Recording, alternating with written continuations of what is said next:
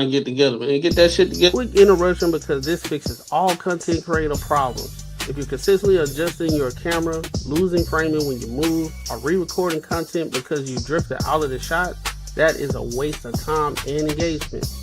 I started using the OBS Bot mini camera and it eliminated all of that. It uses AI auto tracking to follow you in real time, keeps you perfectly framed, and delivers clean, professional video without extra gear or full studio setup. Whether you're streaming, podcasting, or on client calls, this makes you look locked in and polished automatically. Stop fighting your camera and focus on your message. I dropped the affiliate link in the description. If you're serious about content, this is an easy upgrade. As you can see, I'm testing out the camera and everything, and it's working out pretty well. Hit the link, get yours. Welcome to the table. Power, perspective, profit.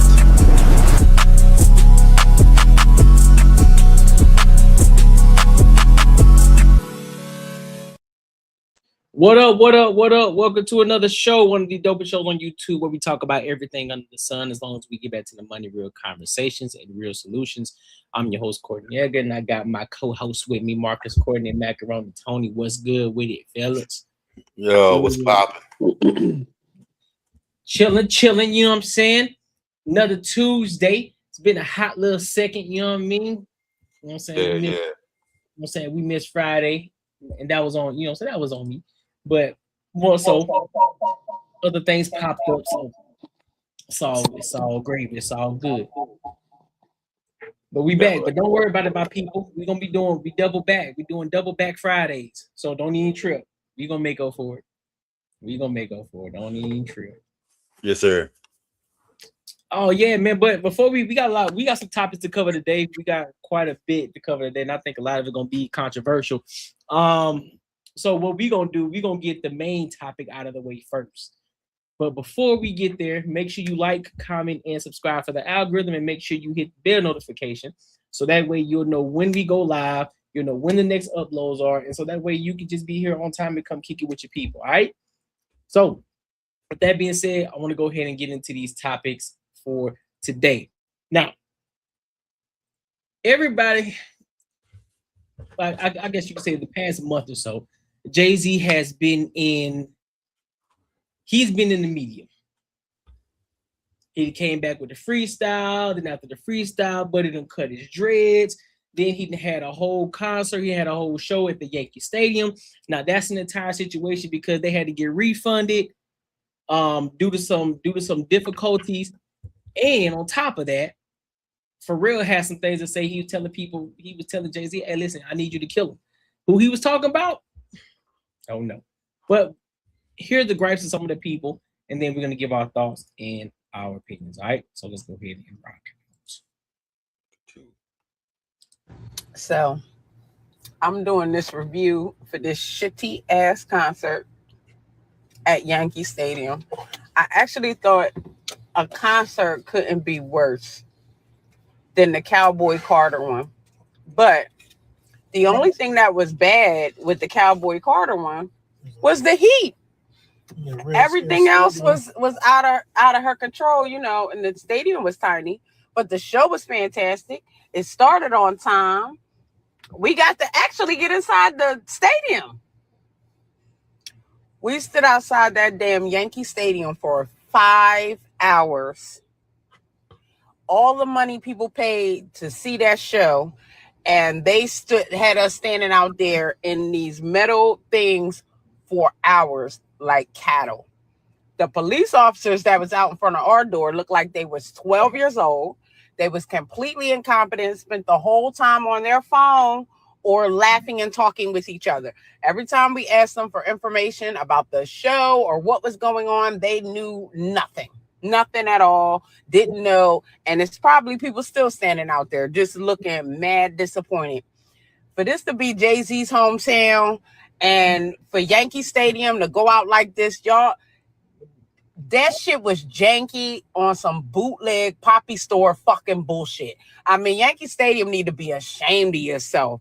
That security was raggedy as fucking hell because you only had the New York Police Department running it and they don't know what the fuck they're doing. Okay. I find it hysterical that y'all would get upset somebody said defund the police because if you are that incompetent and simple, you need to be defunded. I'm telling it was just a mess. A whole mess and a fucking embarrassment for Jay-Z. I think that Yankee Stadium and them police need to be ashamed. He done came back here to try to put a show on, put some money in your fucking pocket, and you couldn't even run the security. It was pathetic and ridiculous. Nothing. 4 hours to stand outside. All right, now let me go to this other video so we can get more context on what happened. So this was the scene last night outside Yankee Stadium. Thousands of frustrated fans standing around for hours, waiting to be let into Jay-Z's Extra Innings show, which was supposed to kick off at 8 p.m., but didn't get started until after midnight. Why? Well, Jay-Z's team says hundreds of people without tickets tried storming the gates and pushing past security, so officials had to shut down every entrance at the stadium for everyone's safety. When Jay-Z finally hit the stage, he apologized to the crowd, saying, "It was like 10,000 people outside, and they closed all the doors, and somebody rushed the door, and they closed the door for you guys' safety and everybody's safety outside. There's 10,000 people outside. I don't want to stop music. People get trampled. So I know, really sorry for the inconvenience, but I have to make sure everybody's okay." Fans say it was all worth the wait in the end, with Beyoncé, Rihanna, and Usher just some of the surprise appearances to close out an epic 3-night run celebrating 30 years of the hip-hop icon's legendary career. Now that we have the context, and now that we go back to this other video of this woman complaining, what are y'all thoughts on it? Yeah, bro. She was just talking. Wait. She was talking. I thought he just didn't come out. I thought he just like canceled the show. Fucking just didn't even come out. Maybe like some headlines came out, but he didn't come out. Yeah, I mean that's just typical shit that happens. I mean they had to shut it down since we heard the logistics shit that happened, the legit thing that happened. Motherfuckers without tickets trying to get in. Putting everybody else's safety in jeopardy, and that's why they had to stop it. I mean, that makes way more sense than what she's talking about. But I think a lot of people, what I've heard since this is an issue, kind of thinks the same way she's thinking. But until you hear the actual truth, you should be able to understand that is understandable. So yeah, I don't know. That's crazy.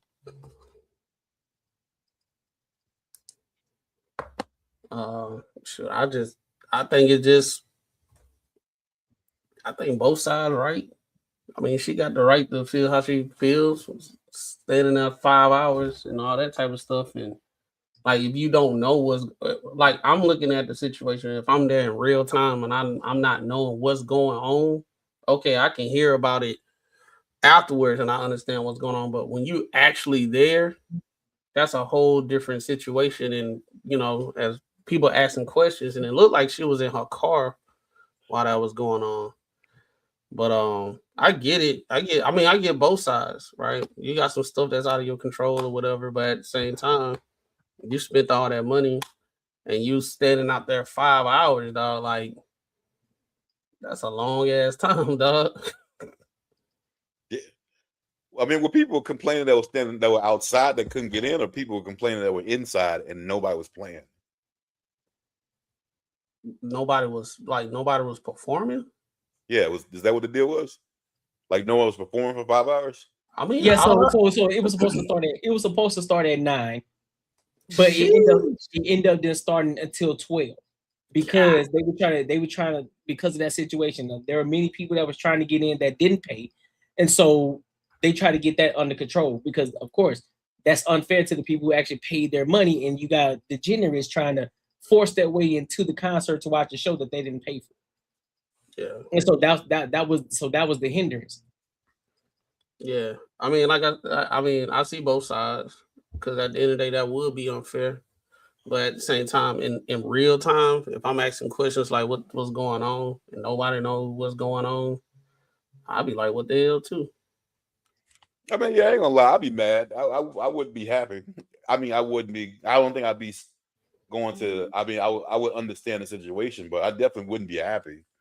But I also know that, like, in a situation like this, that's just something you can't change. I wouldn't say that it's the fault of, the security guard or the police or any people that work in there. I mean, that's something that was motherfuckers aren't supposed to be rushing in to try to break in.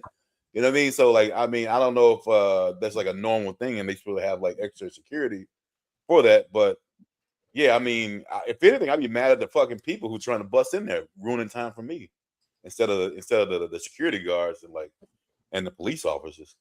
That sounds like some YN activity. Oh well, yeah, 100%.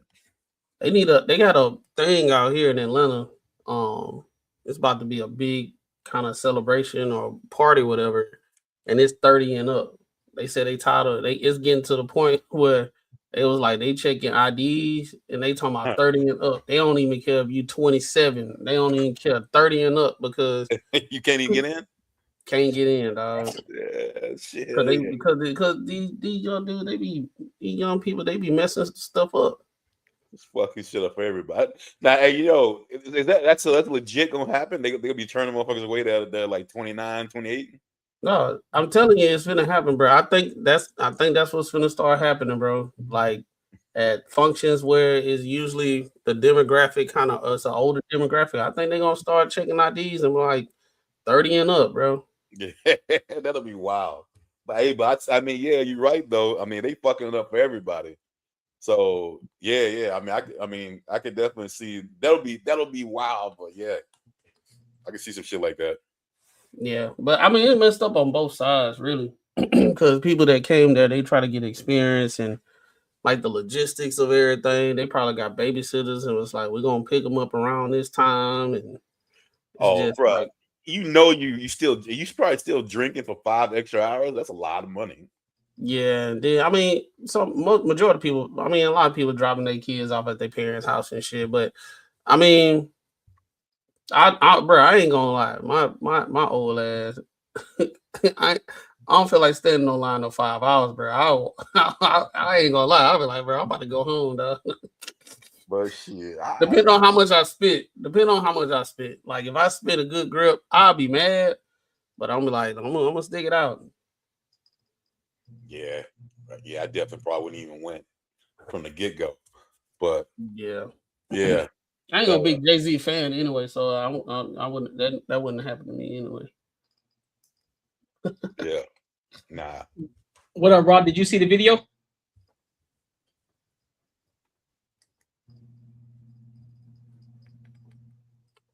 Double C way. Yo. I think you mute, bro. You? Yeah, I can now. Oh, okay, but yeah, I said no. I didn't see it. So do you know about the Jay-Z topic? So there were people complaining about the fact that the show was supposed to start, the concert that Jay-Z had was supposed to start at 9 p.m., but it ended up starting at 12.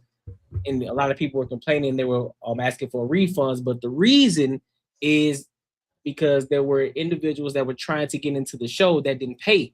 And so the security and, of course, the people of Yankee Stadium, they were trying to get that situation taken care of before they let anybody in.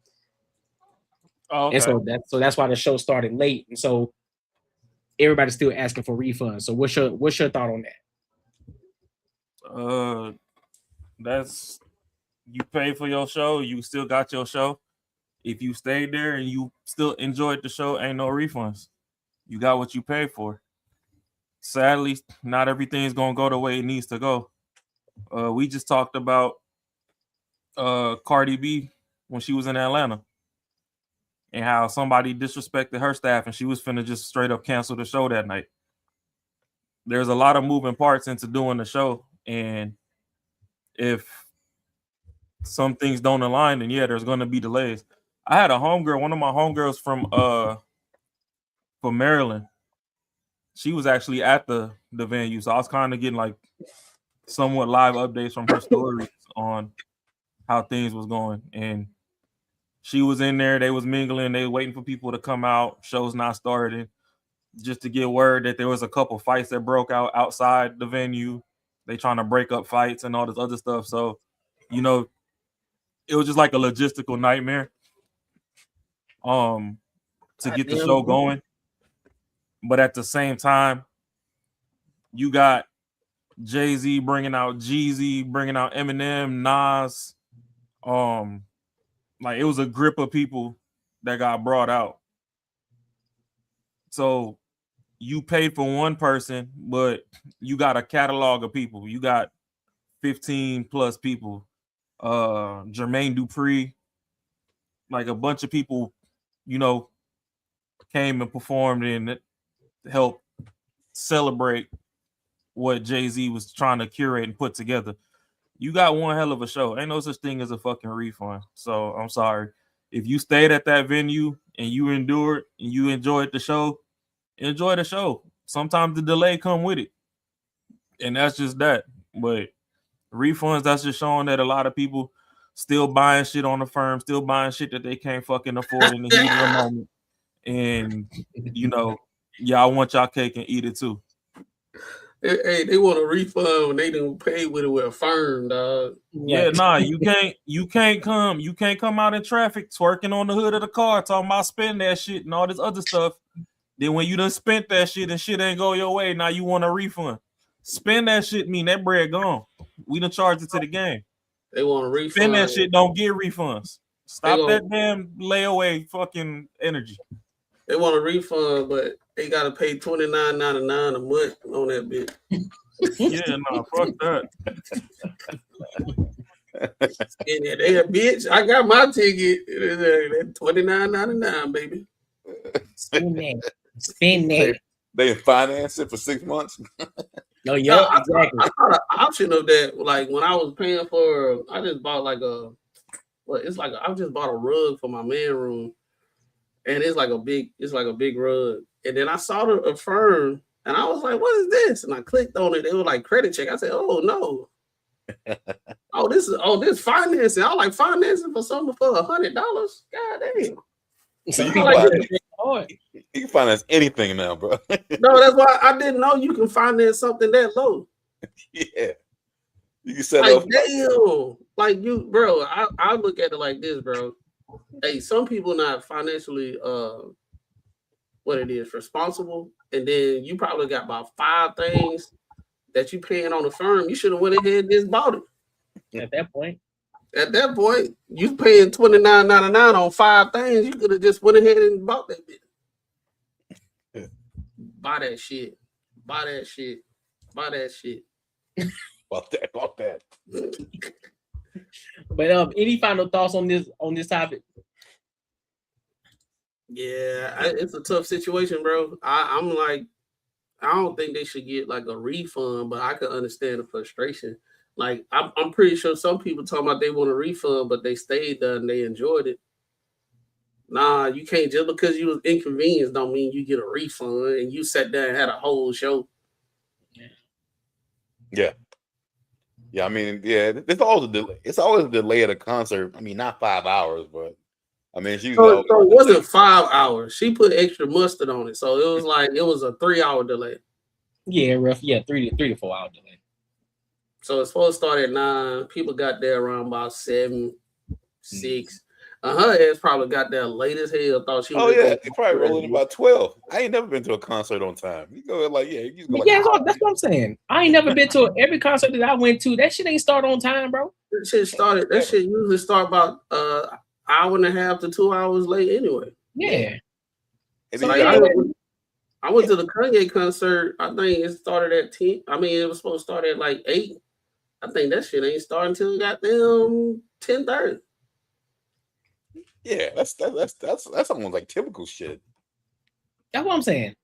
Ain't nothing new. I bet, bro. I bet they said something through the whole concert. I bet they said, "Hey, sorry." Maybe they didn't go in detail if motherfuckers are trying to break in, but I'm pretty sure they said something. Well, that's what Jay-Z said on stage. Like, listen, I'm sorry about the delay. I'm just, you know what I'm saying, because people that didn't pay were trying to get in, so they had to get that shit situated first. So he was like, I apologize. Yeah. Yeah, I think, man. So I be like, man, sometimes these people, bro, she might be a content creator. And she just made 10 out of nothing, just to make some content. I can tell about her hair. She said I can tell about her hair. Mm-hmm. Shit wasn't done or what? That shit was done, not done, well done. Lakers in 5. Man, make sure y'all like, comment, and subscribe to the algorithm. Make sure I hit the bell notification, bro. So look, I want to go ahead and go to this next topic because I don't want to spend too much time on it because I'm gonna be honest with you. I'm gonna go ahead and call it. I'm gonna think it's a nothing burger, but there are people who are trying to make a big deal out of the situation. Trump called Nicki Minaj hot. Hot, like fine shit. Oh, how dare a man think somebody attractive? Right. So we're gonna get into that, and then of course, we'll give our thoughts and our opinions on. But let's get the full context of what he said. We also have a woman that is so respected and so hot and so great, a great friend of, I don't say conservative, I say of common sense. She's not conservative or liberal or, as they say now, progressive. Liberal became so tarnished. Now it's communist. They say social democrats. No, social democrat is a communist. All right, just so you know. There's no so. If you look at the people that are running, it's crazy what they're doing. But it can't happen to the country. There's no appetite for it. See numbers coming out over the next 6 months, I think, that nobody will have ever seen before. Boy, he throwing shots. And she's a woman that's respected by everybody, and she's got real talent. Nicki Minaj. Nicki, stand up, please. She's such a great person, respected by everybody. Today, 38% of Americans do not own stock, yet we have set 73 all-time records. It's now 82. They're a little bit late with their notes.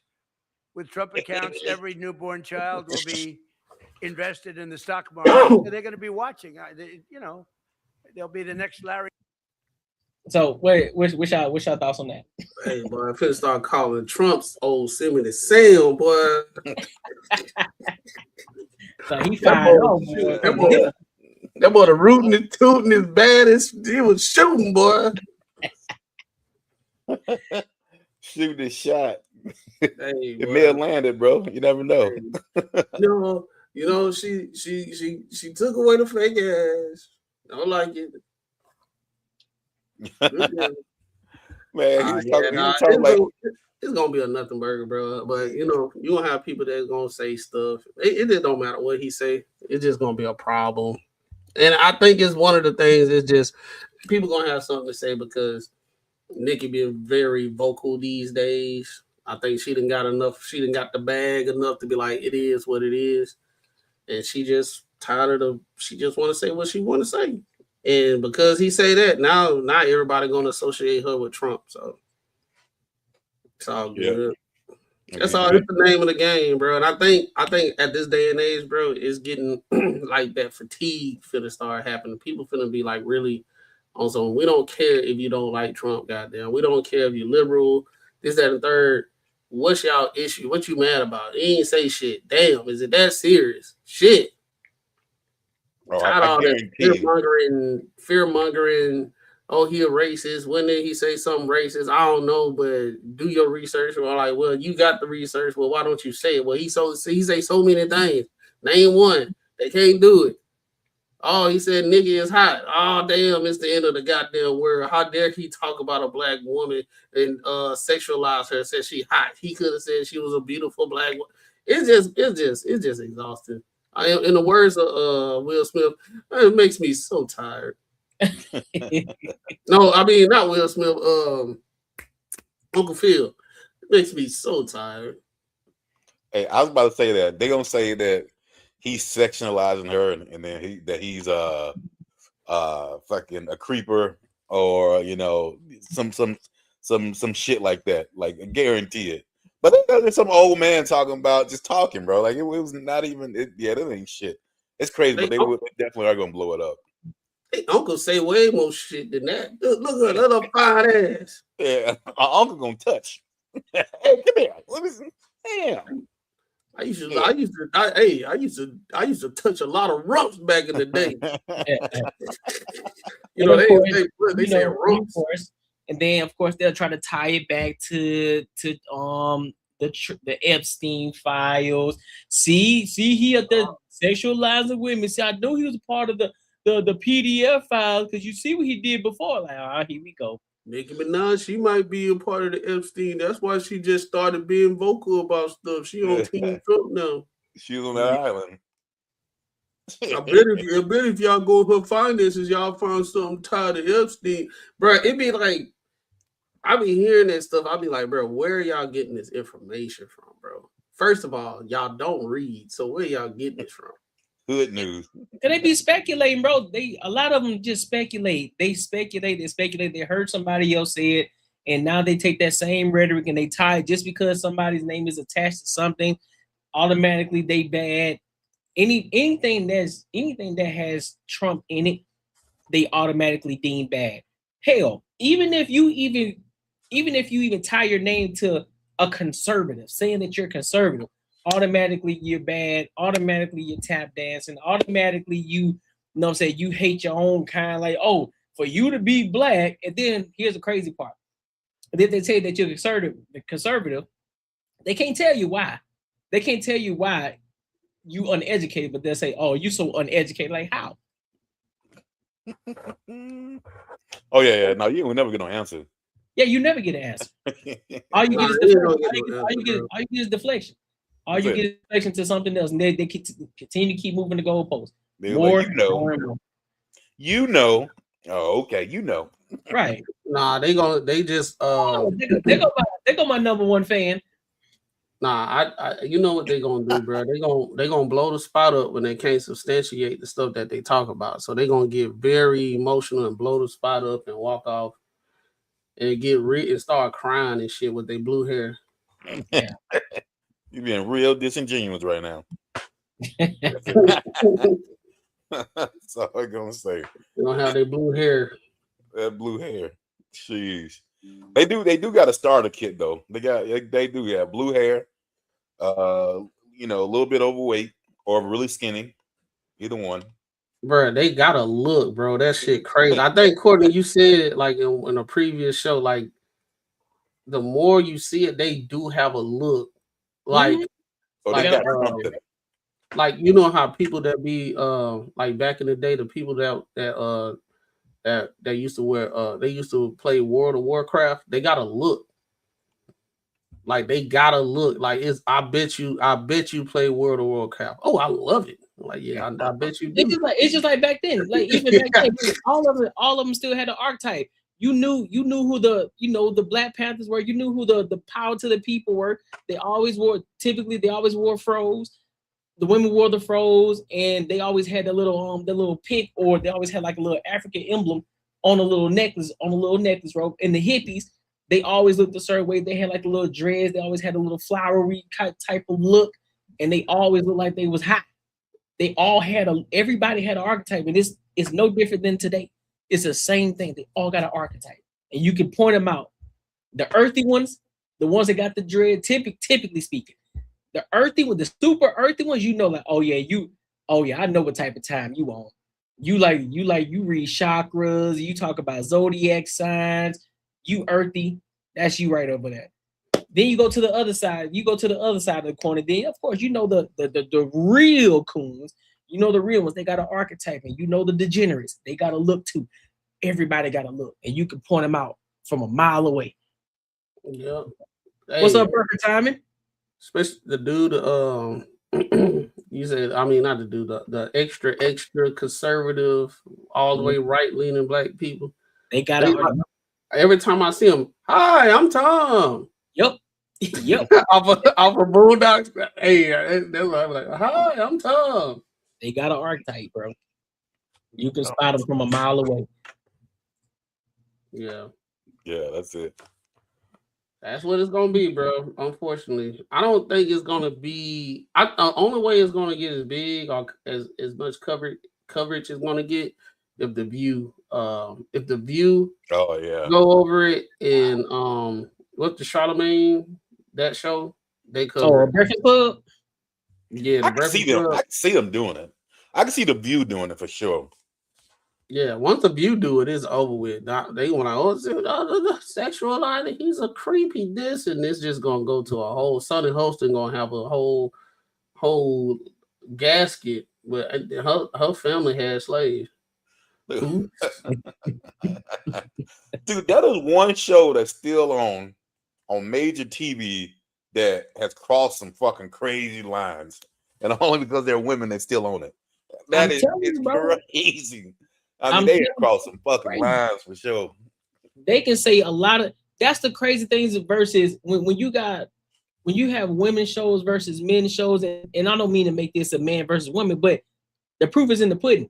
When you see these type of shows, they last, bro. Nobody's canceling them. For some reason, somehow they still are on TV. It's like, dog, what the hell is going on? Y'all be talking batshit crazy about men. Politicians saying egregious shit, saying all kind of shit, and yet nobody canceled y'all. But the moment, if you got a full-on male panel and they say one little thing that don't even sound like it's misogynistic or something that's just the truth, automatically, boom, show canceled because we don't like what you guys were saying. We don't like the propaganda that you guys are pushing out. What do you mean? Well, I didn't, bro. I watched this show, and bro, I'm not gonna lie, bro. I think she used the whole repertoire in one sentence and tied all of it together, bro. She tied all of them together. And the way she said it, if you're not educated, then like you would think that she's spitting, right? She was like, it's just due to male, with the misogyny, it's tied into the patriarchy, which results in so much what's the word women say these days, that men are what's the word? They are and the narcissism that's going on in the country amongst all men, with the toxic masculinity. She said all that in one sentence, bro. I was like, bro, hold up now. You can't use all of them, man. You got 3 men. That's what Mario. You had 3 men. You only could use 3. And after that game over, she done got a mushroom and got about 5 more men. That's a fact. Dude, like I'm looking this shit up now, but y'all remember like even back when Kelly Osbourne said that shit about like Mexicans, about Trump, about who's gonna clean your toilet? I'm pretty sure she stayed on that show for a while after that. And that was straight up some wild shit she said. And I'm pretty sure she did not get kicked off. My whole thing is I be so like amazed of the talking points that they be having, and they don't even realize how racist they are for real. Yeah. Because it's like when you hear about immigrants, y'all always go straight to cleaning toilets and farming and hard labor. And you sitting up on the show, like, who's gonna do this hard labor work for us if they gone? Like, there's plenty of immigrants that's here that's doing great stuff and making good money and being productive citizens and stuff like that. Why y'all gotta reduce them to that?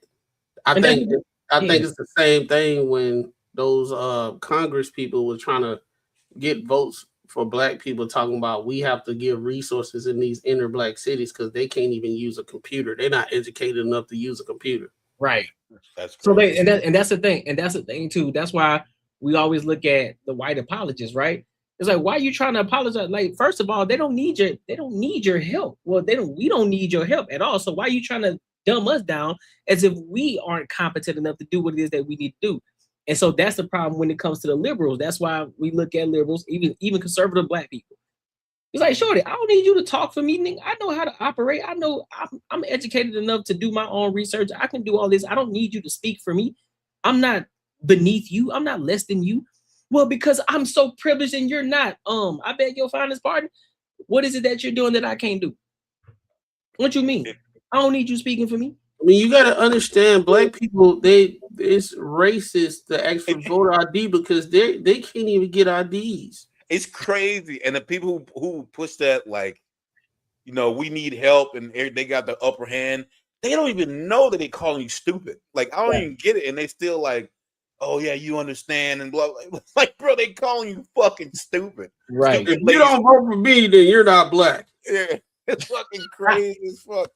I don't get this shit. Someone wants something so bad for free that they're not even hearing what people are saying. That, yo, the reason we need to give it to you because you're not capable of doing it. You've been put behind. Your fucking brain cells ain't working, and also the dumb shit. It's fucking crazy. I do you one better. If you work hard and be a productive citizen in the United States, and you make good amount of money to the point that you killing it, you're now the bad guy. Now you're the elitist, and now you don't know the struggles of the average American. Yeah, yeah. That's how crazy it is. I'm like, okay, if I sit here and ask for shit all the time, right? Then I'm with the in group. But if I work my ass off, do what I got to do, make the strides, have that lonely season, because you know how it is when you're an entrepreneur and stuff. You got your lonely season because people don't really understand what you're doing. You learn so much stuff, the failure and all that stuff come with it. You learn stuff, and then you take off, and you're making good money, and you're doing this, and now everybody looking at you like, oh, he think he too good. Now here's the thing, though. You always are going to become the enemy when you're doing great things. When you're doing great things, no matter how authentic you are when you did these things, you ain't scammed nobody. You did everything the right way. Some way, somehow, somebody's gonna find a narrative to point and say, "Oh, I wonder how he did that. Or he must have scammed somebody. Or he must be working. Or they must be paying him." Bro, you remember? I had somebody say the other day during my live stream. They told me that I was paid to push a narrative. I said, "Who paying me?" I'm like, "Who the fuck paying me to push a narrative?" I'm like, "Bro, I can think on my own, bro." So already, fam, I'm not even famous yet. I'm not even at the point where I want to be yet, and they already creating a narrative saying that somebody paying me to push a narrative. That's beyond me. I'm like, that's why. Because it requires no thinking. It requires no. It don't requires critical thinking. It doesn't require. Well, I'll put it like this: scratch all that, because then they have to look at the mirror and see what they're not doing. That's pretty much what it is when a lot of people just throw some shit from left field and saying you are part of the X, Y, and Z just because you're doing what you're supposed to do. It makes them look at themselves and with the inadequacies that they deal with on a day-to-day basis. They have to wake up to it every day and be like, I don't like what's going on in my life right now. I think most people have some certain things that they don't like going on in life, but what separates people from those people that blame everything on everybody, you continuously work on it to try to fix it. That what makes you feel better. That what makes you get stronger. But you got people that are told, hey, if you keep on doing this, it should just fall in your lap. Or you deserve it. The world is supposed to confine to you. You're not supposed to learn how the world works and take advantage of how the world works. Right. You're not supposed to adapt. Now, when you start adapting, now you think you're better than me. Now I got to sit there and like we was like right here at the same spot. You done took off. Oh, that you just lucky. Nah, it ain't lucky. Bro, ain't my luck. I think it's just a mentality when you're around a certain group of people that the only logical things you come up in your head is that someone is telling you to do this because you didn't think it's on your own, especially if it's a narrative that it's a thought thinking point of someone of a different color or race or like a financial standpoint. Then you think it's no way a black person thinks this way. Only logical thing that pop in my head is that someone's paying him or or some other shit. Because you know what? I ain't gonna lie, bro. When I first moved here from Mississippi, I literally thought, and I'm not gonna say this is not a thought, but I literally pretty much thought the only job I can get would be like in a warehouse. And like literally, I was like, that's the only kind of job I want. Like I would have never thought about wanting to get a job in an office. I'm like, no, nah. I'm just gonna only look for fucking warehouse jobs. And I remember having a conversation with one of my roommates one day, and we were talking about because he could come home from work office job, talking about how tired he was. I'm like, dude, what the fuck you talking about? I'm out here in his warehouse busting my ass. Now that's tired. And he's talking about mentally tired. What the fuck you? I'm like, I didn't even know what the fuck that meant. I'm like, that's stupid.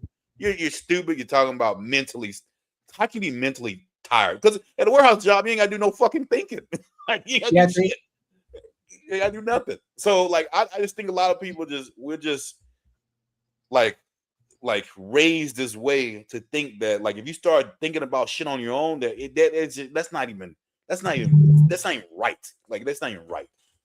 So gotta get black people out of that mindset. Well, unfortunately, I think a lot of people are. I think today a lot of people are waking up to it because I see way more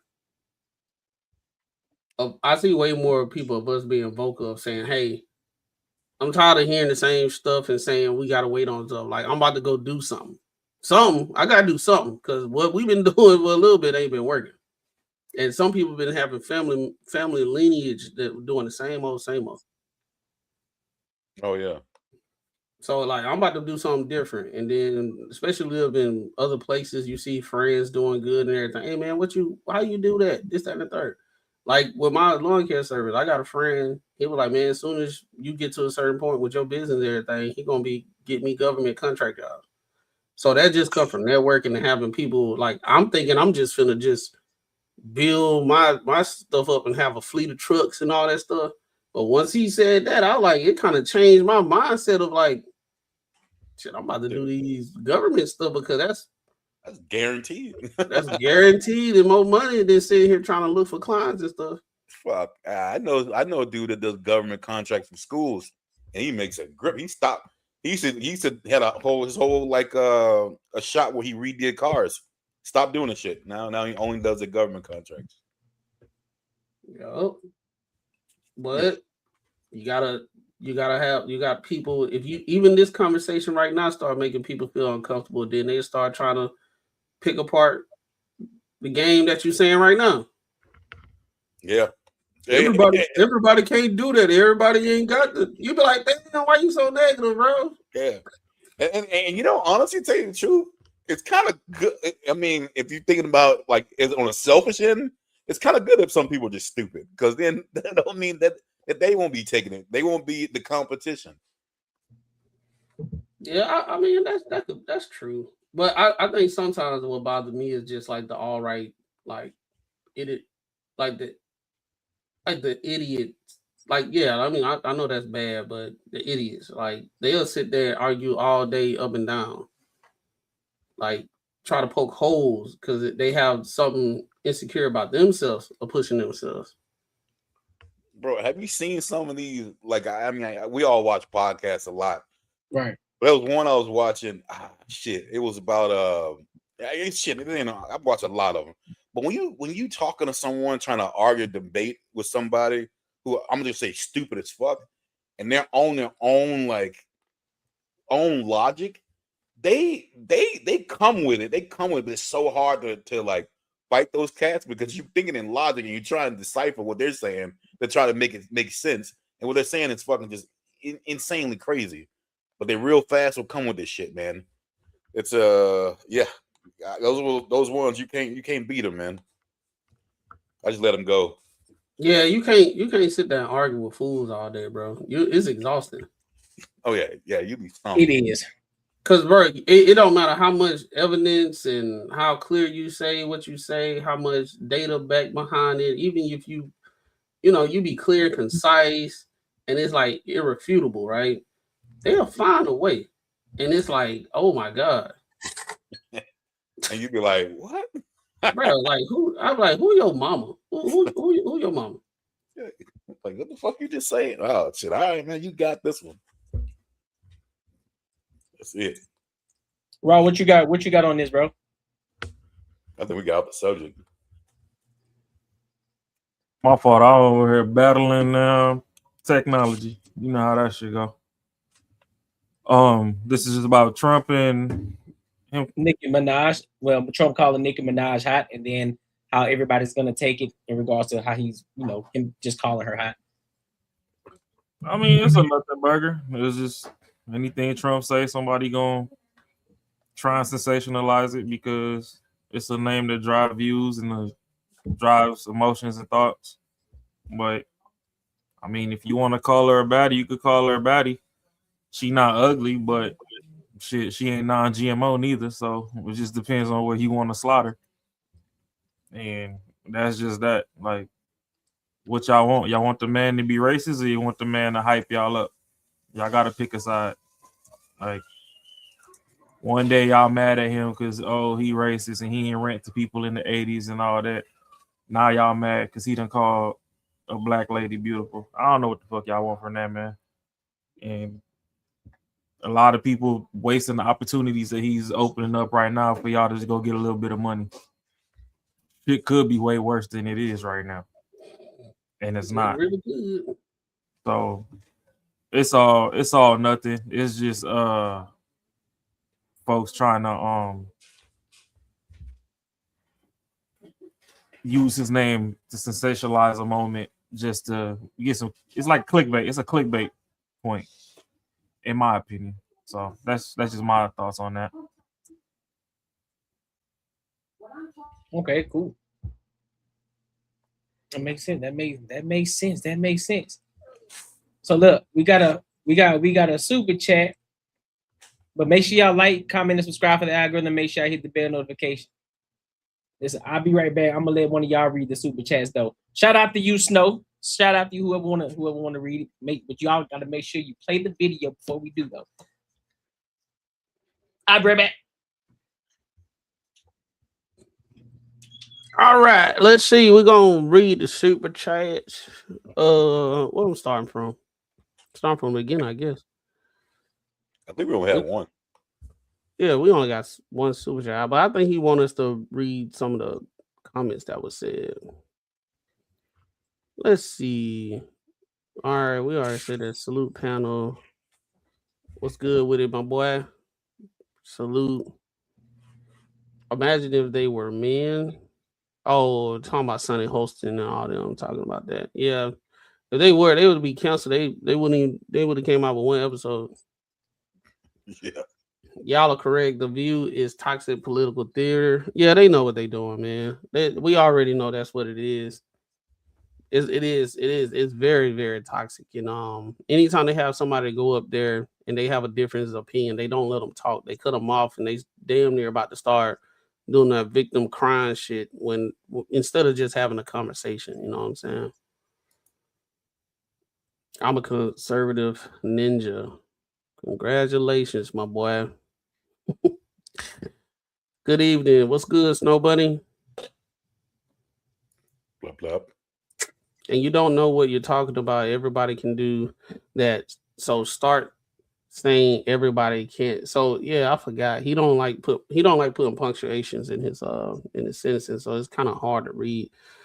Can do that. So start saying everybody can't do it because everybody can't do it. And on top of that, you are not smart for a person black. Got you. And black people cannot be wasted to other people. Is that a bot?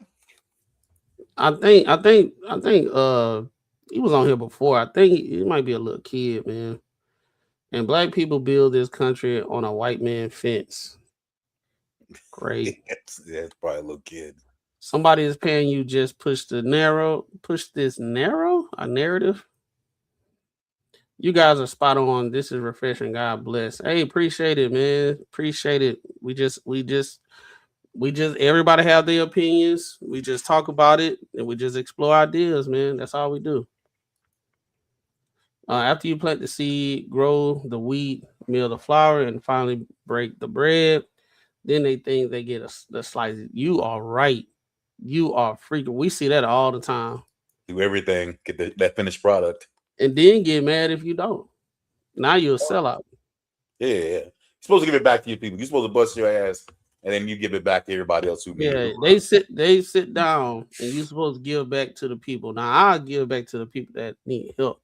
But people just sitting there with their hand out, that's a whole different situation. Yeah, people that need help, like homeless people. Yeah. And I think, here's one. Appreciate it, Snow Bunny. Courtney Hart went over this one. Yeah, you right, man. Making money is me, man. 10 years, man, you're gonna have matching Benzes. 10 years. Thinking more like 10 days, man. 10 days.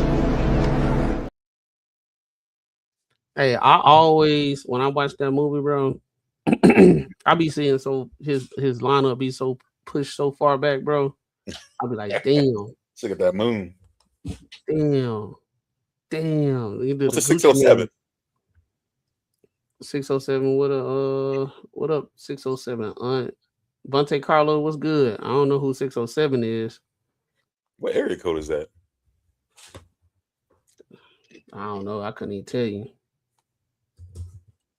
Couldn't even tell you. 607. All right, y'all ready to get to this next topic, brother? Yeah. So we talked about, and shout out to Snow for the $2. So we talked about this before, but now Akademiks wants his turn with Daphne Joy.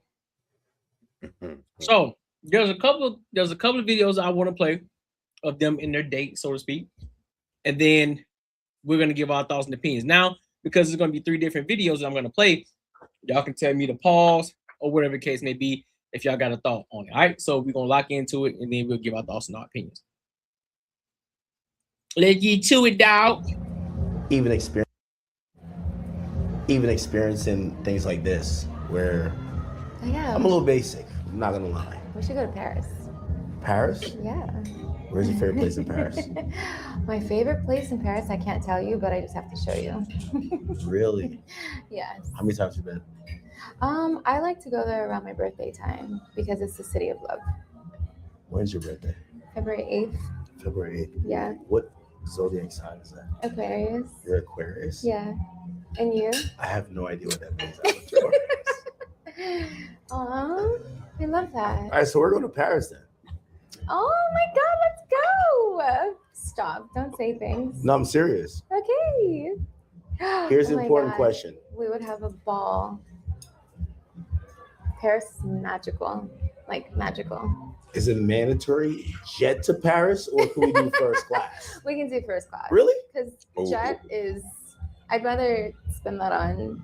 Okay. Yeah. All right. Oh, okay. All right. Yeah. I don't know. I'm like, So shopping's free. for some reason, I had you a little bit fucked up. I'm like, yeah, you have to be top of the top, like private jet everywhere. Yeah. It would be nice, but I know how much that costs. So that's like a good. You're a little bit grounded. I like that. Yeah, it's like a good $200,000 just to go to Paris on a jet. Yeah. Shit. Yeah. After that was. It's like a quarter. Damn. Man. Hey, you muted.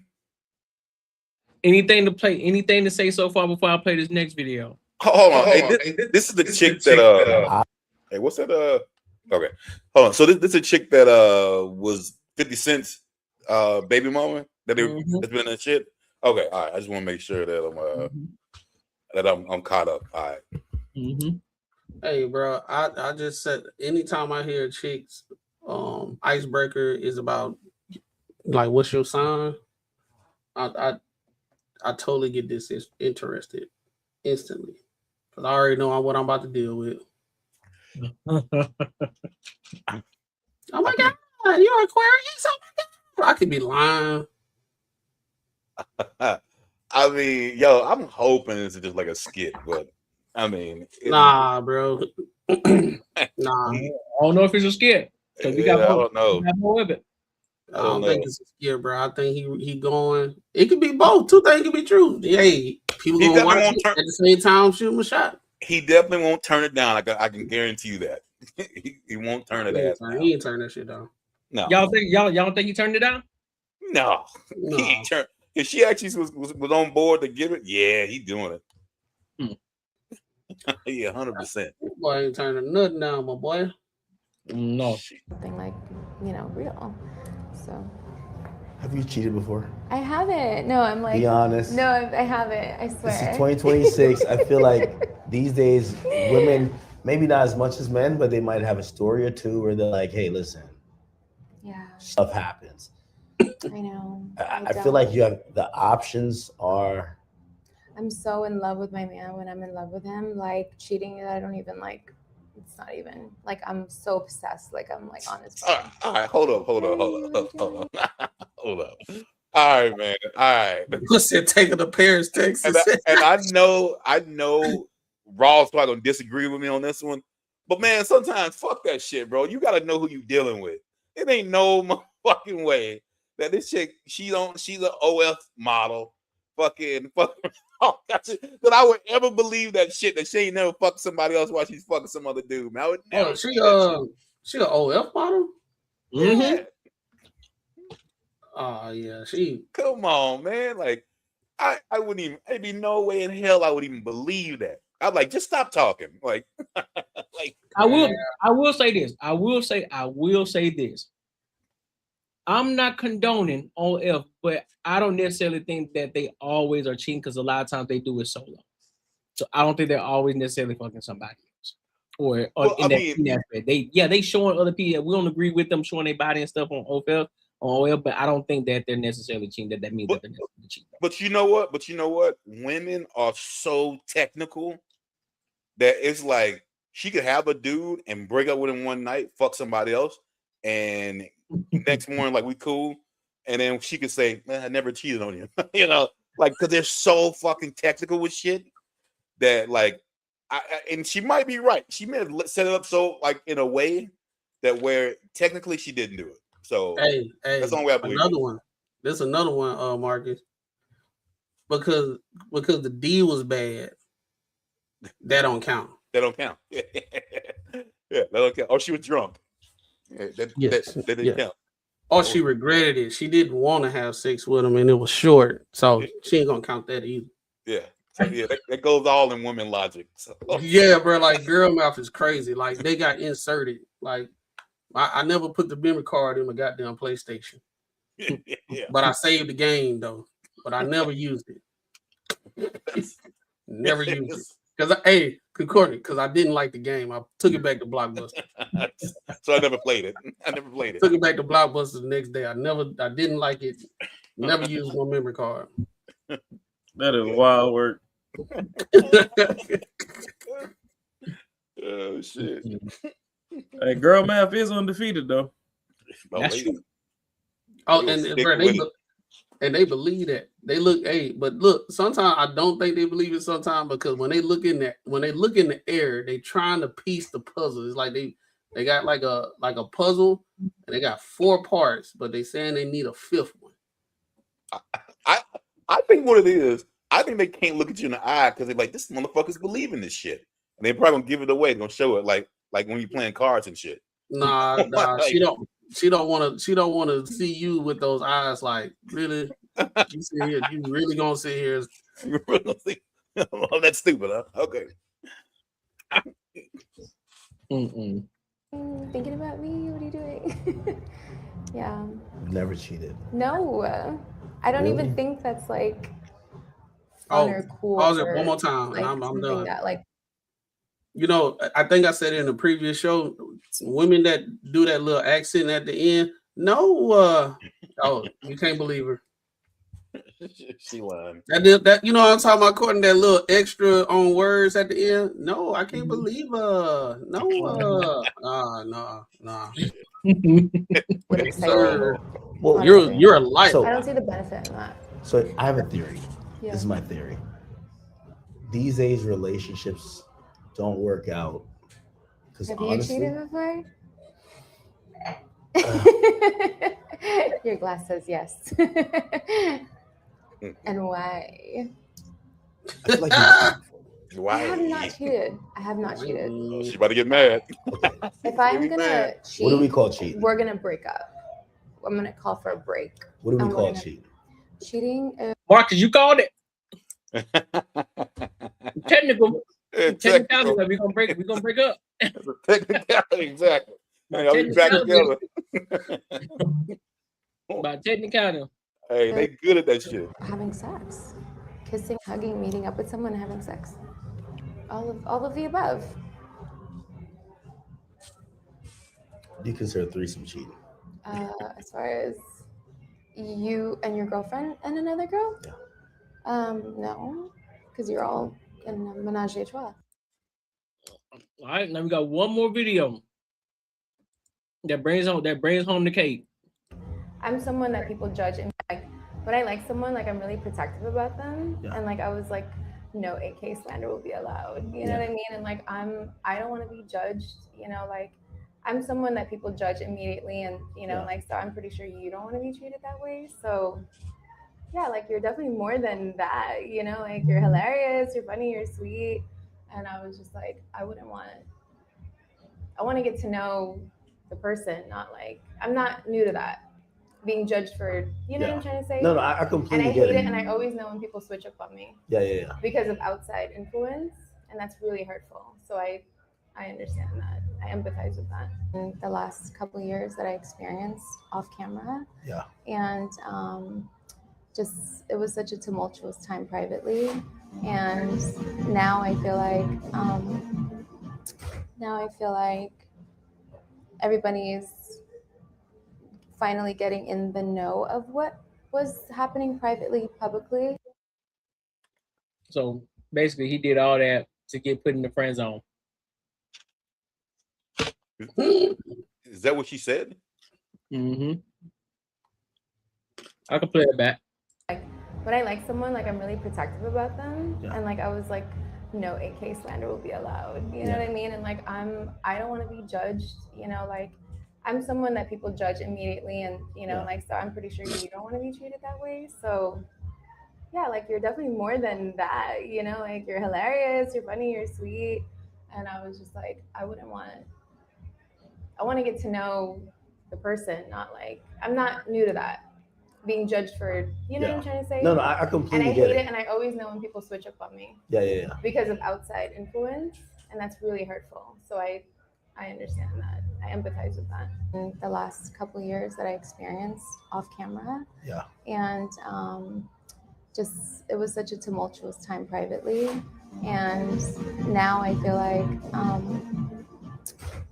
like everybody's finally getting in the know of what was happening privately, publicly. So that's what I'm hearing. I'm hearing friend zone. Based off of all three videos, I'm hearing friend zone. You know, cool, we go to Paris, have a good time, you know what I'm saying? You spend some bread on me or whatever the case may be. You know, you may or may not get some box. Who knows? We don't know, but I think it ain't gonna go no further. I don't want it sounds good for the camera. She don't want to switch up when what he says when people start getting in his ear saying like that she's a hooker. She don't want him to switch up. Like, yep. That's exactly. She was like, you know, too many people. Mm-hmm. You too close to the game. Mm-hmm. I don't want to feel shame. Yeah. You too close to the game, so I don't want to feel shame. Mm-hmm. You know it's what it is. Of course. She definitely gonna do some wild shit. He's gonna be like, I knew it. Yeah. My friend told me not to fuck with you because you fucking all them dudes.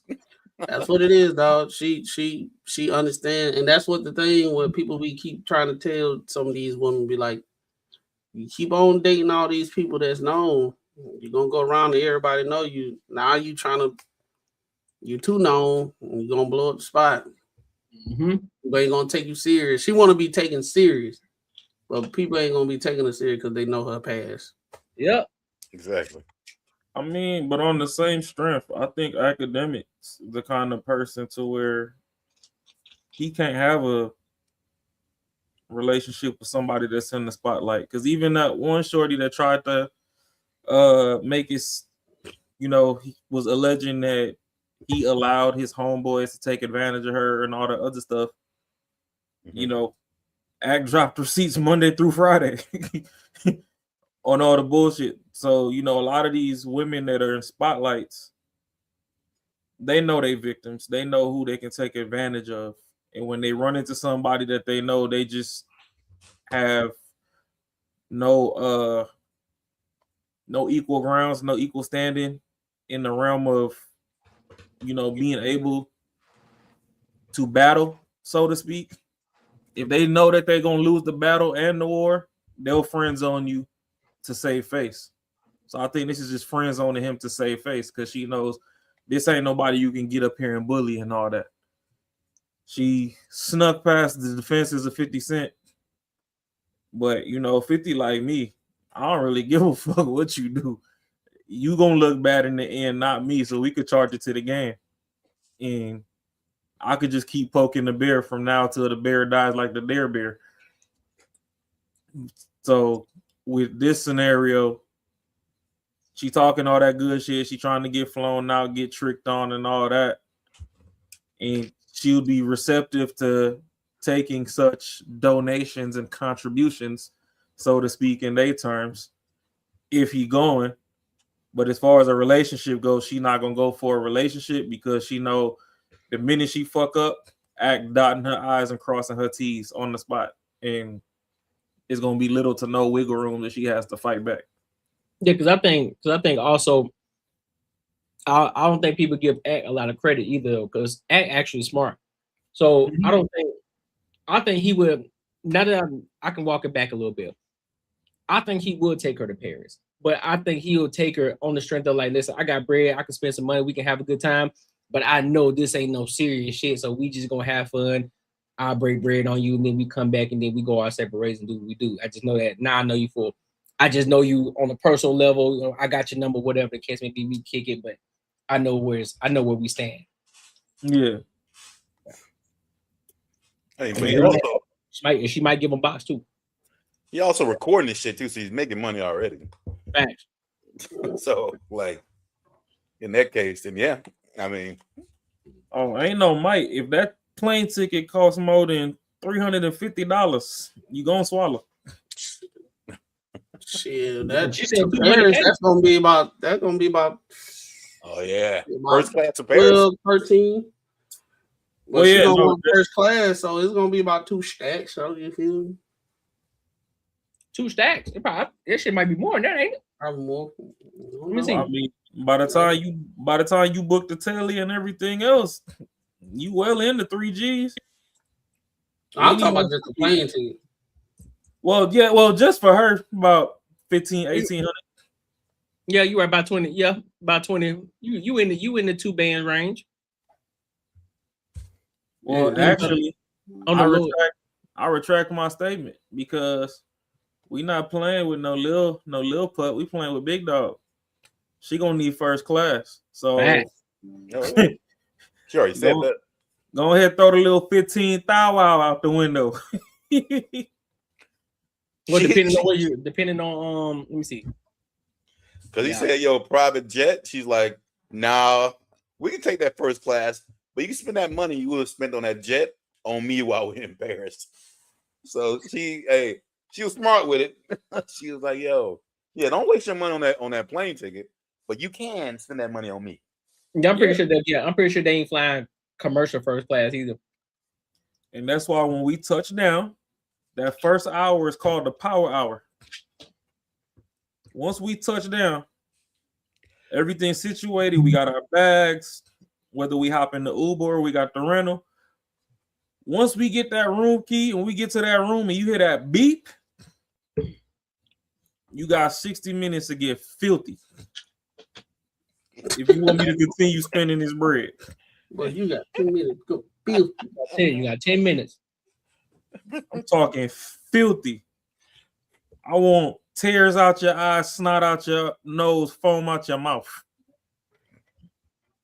Straight up.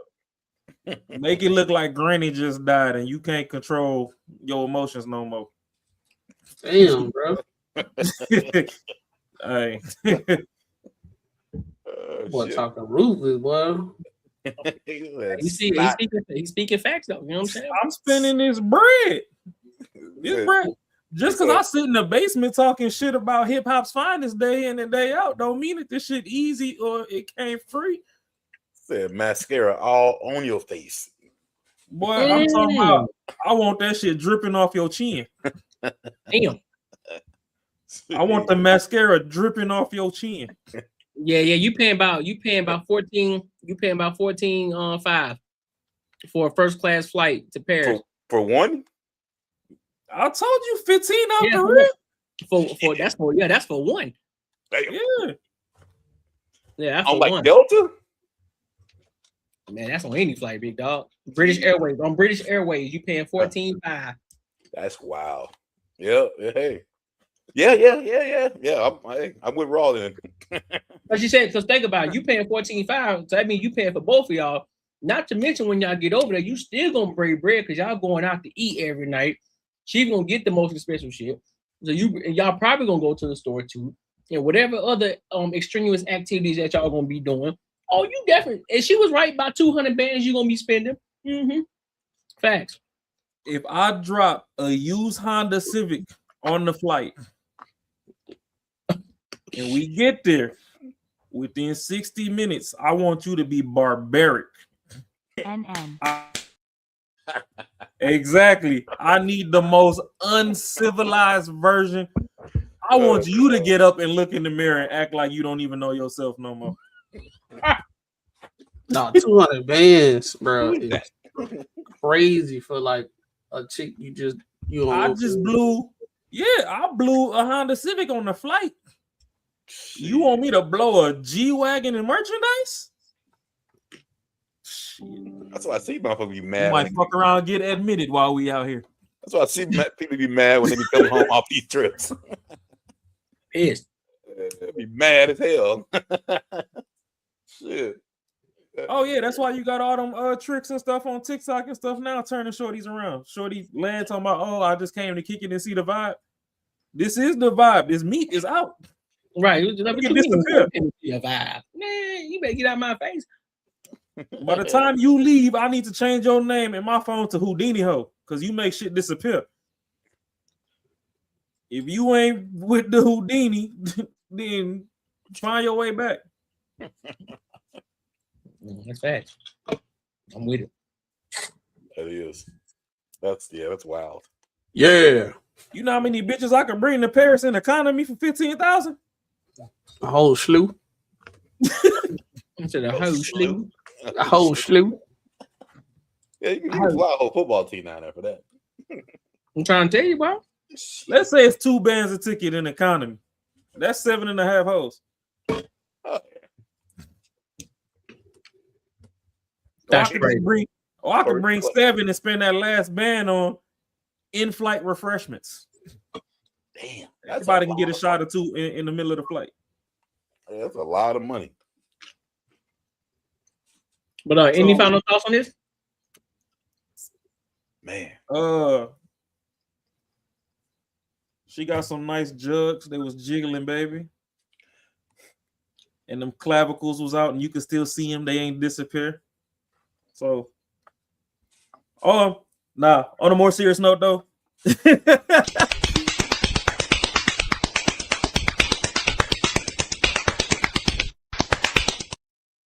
What the fuck?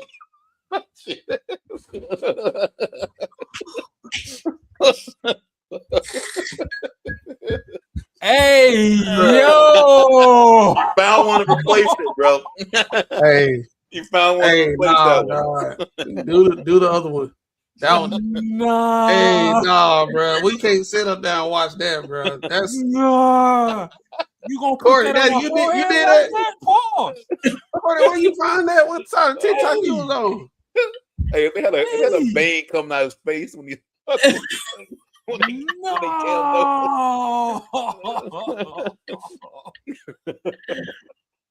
that was funny. Fam, from the top rope, that's how you jump in it. Hey, dog. I had to get one. He said, Marcus said, find those. I had to get one for y'all. Hey, Marcus, bro, no more wishes for you, bro. That thing was squinting his eyes while it was doing that shit, bro. Nah, bro. Hey, man. Hey, how we know it's a dude, man? I'm gonna say it's a girl. You know what I'm saying? So, Izzy Shell says she wants us to answer a question, or I'm not sure what it is. But what's your thoughts on us Afro Americans wearing pajamas and bonnets in public? I disagree with it 1,000%. That's my thoughts on it. Don't wear it in the public. If you're gonna step outside, make sure you are presentable outside because you never know who you're gonna run into outside. That's my thoughts on it. That's Yeah, true. that shit Oh, you a nigga. You a nigga. I bet. So I'm the nigga's boss. it stands. Yeah, my answer stands the same, big dog. Yeah. Don't wear pajamas outside. Don't wear no bonnets outside. Get yourself together and go outside as a presentable person.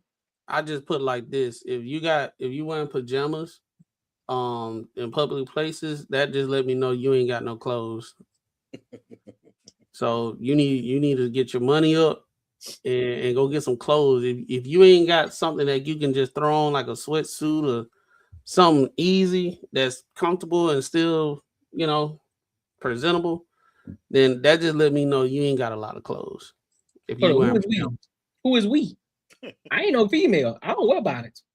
So why are we wearing because degeneracy is at an all-time high. Yep. There's no shame, if you have, even if you say something, you like we ain't gonna get canceled, but you have a lot of women having a problem if we do it, if we say something about it. So they do it, but at the end of the day, I just look at it, you just separate the type of chicks that you want versus the ones that you don't, because majority of the time, if a chick bold enough to wear pajamas and a bonnet in the head in public places, she just gonna be a headache if you try to get with her. Oh, she's never gonna be loud. No, don't follow authority. She's gonna embarrass you. She's gonna embarrass you, and please don't get her pregnant, because you're gonna hate the rest of your life. Not every can make some of us bets. Wait, what? You Not said not every can make some of us black gotta go. Huh? I think he's saying not all of us can make it. Some of us gotta go. Oh, that's fair. Yeah. You can't bring everybody with you, big dog. You can't. You can't bring everybody with you. That's a fact. I've been getting good at trying to read people that when they be doing typos and stuff.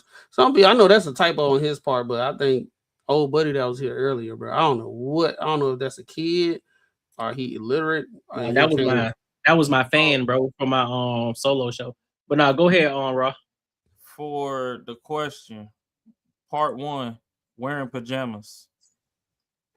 Unless you going, I guess Fukari actually said it, but unless you go into like a pajama party or something, and like you got on a fresh pair just for the party, not just your everyday bust down, and you just happen to be going to the party, you grab them bitches out the drawer, the clothes hamper to go, then it's decent traffic, because that's a curated event specific thing that you're doing. And even then, when you wearing them kind of pajamas, you supposed to be in your finest. So if your shit still got a cotton thread count and it ain't got no silk in it, that PJ party ain't for you, because your pimping got a little limping in it. Get your money up, like Macaroni said, and get some more clothes. On the topic of bonnets in traffic, I don't agree with. I don't give a fuck what hairstyle you got. There's something called a scarf. And you can tie a scarf 50 different ways and have 50 different styles. To where, back in the day, women with their straight hair, they used to wrap their hair around and tie it up to go to bed. You can do that wrap and put the scarf over it and tie it, and you might look earthy and all that, but hey, it's still a lot of earthies that are baddies. The bonnet is too close to a shower cap to me. And you put a shower cap on to go do what? Go get clean. So there's a reason why the bonnet looks dirty. It looked like a shower cap, look like you dirty and you still ain't put together yet. You put that scarf on, it's still a form of protective headgear. And you can go out in traffic, there's multiple different kinds, whatever. And if you want to take it back to your people across the seas, they use a lot of scarves and stuff to protect their hair from the heat and also to help balance a bucket on their head. So either way you go, there's even utility to the scarf. There's no utility to the bonnet. Like the bonnet is for you at home, is Netflix and chill. you on the couch and you just kicking back. That should never see the outside of your front doorstep. And for us men with the do-rags, Courtney done covered it before. Man, put the captain underpants, tuck that motherfucker in. Facts. Like, get your strings, once across, once back. Then you get the tail and you roll that motherfucker up and tuck it in. If you got the tail extended like you some super Negro, that shit, that shit trashy too. You can't fly, nigga, and it's not fly. So stop it. I mean, shit do recycle itself. I mean, but even back in the day when motherfuckers would walk out with a damn Jericho back on their head, it was at least for a reason. I mean, but goddamn, yeah, these bonnets, bro, they No. I don't get it. Yeah, The crazy part is, no, the crazy part is, bro, don't let these women fool y'all. They be wearing those bonnets because they wear the wig so much that when they take the wigs out, they do not want to show their real hair. So they wear the bonnet. It ain't even done under there. Yeah, what's left? I'm gonna throw this bonnet on because I've been wearing the fake hair so long that I don't feel comfortable with my real hair out. Or I just don't feel like doing something to it to make it presentable. And I heard this quote by this girl. It's this guy that be walking around asking women about their hair and stuff. And one of the girls said the issue is not with women when they say that they have to wear the bonnets and the weave and everything to protect the hair. She said it'll be better if you understand what your hair is and do the styles that is best for your hair, the type of hair that you have, other than trying to do styles that outside of your hairstyle do. So I was like, oh, that makes sense. You know what I'm saying? That makes sense. But boy, he caught some hell when she said that, though. Can't go against sisterhood, dog. He caught some hell because she said that in the girl that was by her, she didn't give the girl that said it hell. But then when he agreed to it and was like, yeah, blah blah blah, boy, that girl got on his ass and he didn't even say nothing worse than what the girl said. To answer your thing, Fukari, if you getting lice, your hair is not unkept to begin with. She said lice? Yeah. She said I can understand on the plane to avoid getting lice. Your hair is unkept to begin with. You're supposed to have your hair oiled. It's supposed to be oils and stuff in your hair. Lice attack dry scalps. They don't like the actual oily environment that your hair is supposed to be in. So if you getting lice off rip, you just don't know how to treat your hair. And that's why people got to shave bald and go Amber Rose and start back from scratch if they can't get them out if the infestation gets a little too high. But like I said, there's a million ways to tie a scarf, so there's no excuse for a bonnet. And honestly, if you go back and look at Auntie them pictures, that scarf with that moo combo undefeated.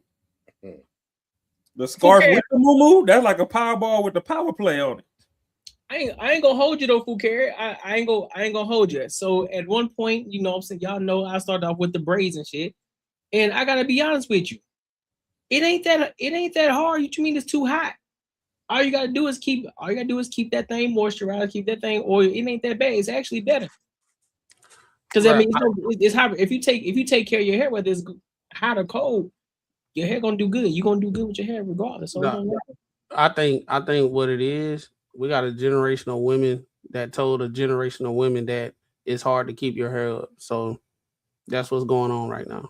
So that's the first thing what a lot of women say. Because I hear a bunch of guys that got long hair and do it. They like, it ain't that bad, right? We got the same hair. It's not that bad. And you don't see a whole bunch of dudes when they go out and they be having their braids or long hair or the dreads or whatever. They wear their hair out, and we got the same hair as the women. But the women saying it's hard. So like somebody lying. And I ain't gonna say it's not. It is. I'm not gonna say it's not hard, but it is upkeep that you're gonna have to do, like brushing your teeth, washing your face. You might have to get up a little bit early to prep it or whatever. But that they just want to wake up and walk. My My hair was and they weave be smelling like 2 clubs of yesterday. I think from Carrie forgot she's talking to 4 black dudes, black people. She probably used to talking to white people. That should apply. Oh, too hot, huh? Oh, hey, I understand you, girl. Yeah, I had that girl. You talking to black people? Yeah, I had thick hair. I had thick hair too when I had the fro, and I had to wear it out. Yeah, I know how to get, but I still took care of it though. I just adapted. Like, you know what? I just gotta get my shit braided sooner, a lot faster than just letting this fro rock out. Ain't no need to wear the bonnet. Facts. Better throw a hat on. Unless you Miss Parker and you live in the apartments in that little area that you want to fucking come throw kibasa down your hallway, walking past the mailbox, and you just want to throw and show him them thunder buns with the bonnet on, because you're really trying to get him to follow you back inside your establishment. The bonnet and the PJs need to stay inside the establishment. Like, even to check the mail. I forgot what culture it is. Man, don't get me up here misquoting the shit. I don't know if it's Serbians. I think it's one of them Eastern Europeans. There was a documentary I had tripped up across a couple years ago. And all those women are trained that the minute 10 toes touch the floor out of bed, bitches need to be made up from the soles of their feet to the crown of their head. Mm-hmm. So I'm talking about before shorty even leave the room to cook breakfast, if makeup's their thing, the face is beat. They got elite threads on. They might not leave the house and got a damn 3-piece business casual suit on. You know what I mean? They go check the mail in heels. Like, you just, unless it's time to go to bed, you never see them dressed down. If more people could have learned to adopt even half of that standard, I think we'd be in a better place. Shit, some people don't even answer some women don't even answer the door. You know, sometimes shorties be chilling without their bra at the crib. Yeah. They won't even answer the door if they ain't got a bra on. Like, nah, I ain't got no bra on, so I ain't finna answer the door. I'm good. Yep. So you gotta answer the door. Like, I ain't got the right shirt on, so I ain't gonna open the door. So they'll just let that person just sit there regardless of what it is. Like, nah, I ain't opening that door. So I think it's just what I honestly think it is. I'm gonna be honest with you, and this is not a shot at you or nothing like that for Carrie, because we know you were just asking the question. But I think what's going on today is that a lot of these women don't know how to do their hair. They don't know how to take care of their hair, so they make the excuse of, well, this wig or this weave is to protect my hair. Well, no, that's not a protective style. Protective style is to braid your hair. That's a protective style to maintain your hair, maintain your scalp. And so you just take care of the scalp, you oil it and do things, and you put your scarf and things on it throughout when you're chilling at home. But when you go out in these streets, you take that junk off and then you just rock it how you rock it. And so that's the main thing. They just don't know how to take care of their hair the proper way. And on top of that, they're just lazy. They don't want to learn. And so that's the bigger issue. Because I definitely think a lot of it went wrong too. What's that? All the mulattoes. You got a lot of white women that like black schlong. And when that motherfucker busts all in there, they don't know how to handle the hair that come with the repercussions of their actions. Yep. And they literally don't do anything. And you know, I love our white counterparts, but some of them motherfuckers don't own a brush or a comb. Facts. Like, I don't understand how genetically you have some of the straightest hair on the planet and y'all should still be nappy, frizzy, burnt out ends in the third. Because they don't know how to take care of their hair either. Yeah, no, but that's the thing. Like, they do. Then y'all go mix with ethnic hair. Oh my God, I love their hair. It's so kinky and curly, and I love the coils. Bitch, you don't know how to handle the coils. Stop having the kids. You traumatizing the people that you creating. So I just, that's another thing that needs to be studied. And in 2026, I can't sell nobody no excuse of not knowing how to do shit. You got the internet at your fingertips and technology is at an all-time high. I'm pretty sure you could probably get a fucking hot iron nowadays that you can tell Claude, that macaroni best friend, on Chat GPT to fucking straighten your hair. And it'll do it. It ain't like back in the day when the motherfucker had to start a coal fire and You had to start a cold fire and put the hot comb on that motherfucker till it was cherry red, then take it off and blow that bitch off in the wind until the steam stopped coming off that motherfucker just to get 2-3 strokes. Have to put it right back on top of the fire. Them days is gone. So what do you mean you don't know how to do your hair? You know how to suck dick. Learn how to do something. Because they lazy. Just go back to being lazy. If you can make the tip of my meat disappear to my kneecap, I got learn how to do your hair. I got the do-rag my cousin hot sauce from A&1. He gave it to me. That boy said Dairy Queen Blizzard do-rag. I'm out of here. Y'all come on now, dog. Come. Silky on. He got a Riddler Silky. He came in here shooting from the hip, boy. Straight up. He's like got 4 y'all. Shit. But hey, look, he ain't got no picture though. Jack, now that cat you thought it was shit. Now he on my head. He said, "Now that cat you thought it was gas. It's cool game. Enjoy Mr. Free Throws." What? What you talking about? What you talking about, fam? Okay, Fukari, that makes sense too, but that's something that now in your old age you should go back and yell at her for. If she didn't teach you how to do your hair, but she was perming. You know what? That's another sign of laziness too. When that motherfucking perm came out, y'all wasn't trying to be like them white people. Y'all ain't want to take the extra fucking 15 minutes it took to moisturize them fucking curls to get them naps up out of there. Y'all was fucking trying to use chemicals to burn them fucking BDBs the fuck out. Y'all ain't want to be like Brittany and them with the straight hair. You just was tired of fucking taking the extra 15 minutes to moisturize your shit before you walked out the door. I fried the shit out of my head, girl. When I was in high school, I was getting bot shit all the time, bro. The boy left that S curl into that neck got sore. Oh shit! Yeah, I fried the fuck out of my shit. The first time it was like, damn, that was dope. Yeah, all right. How can you be happy with hair so nappy?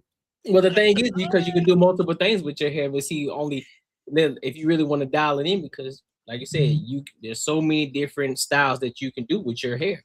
You can especially if you moisturize it, it's easier to take care of.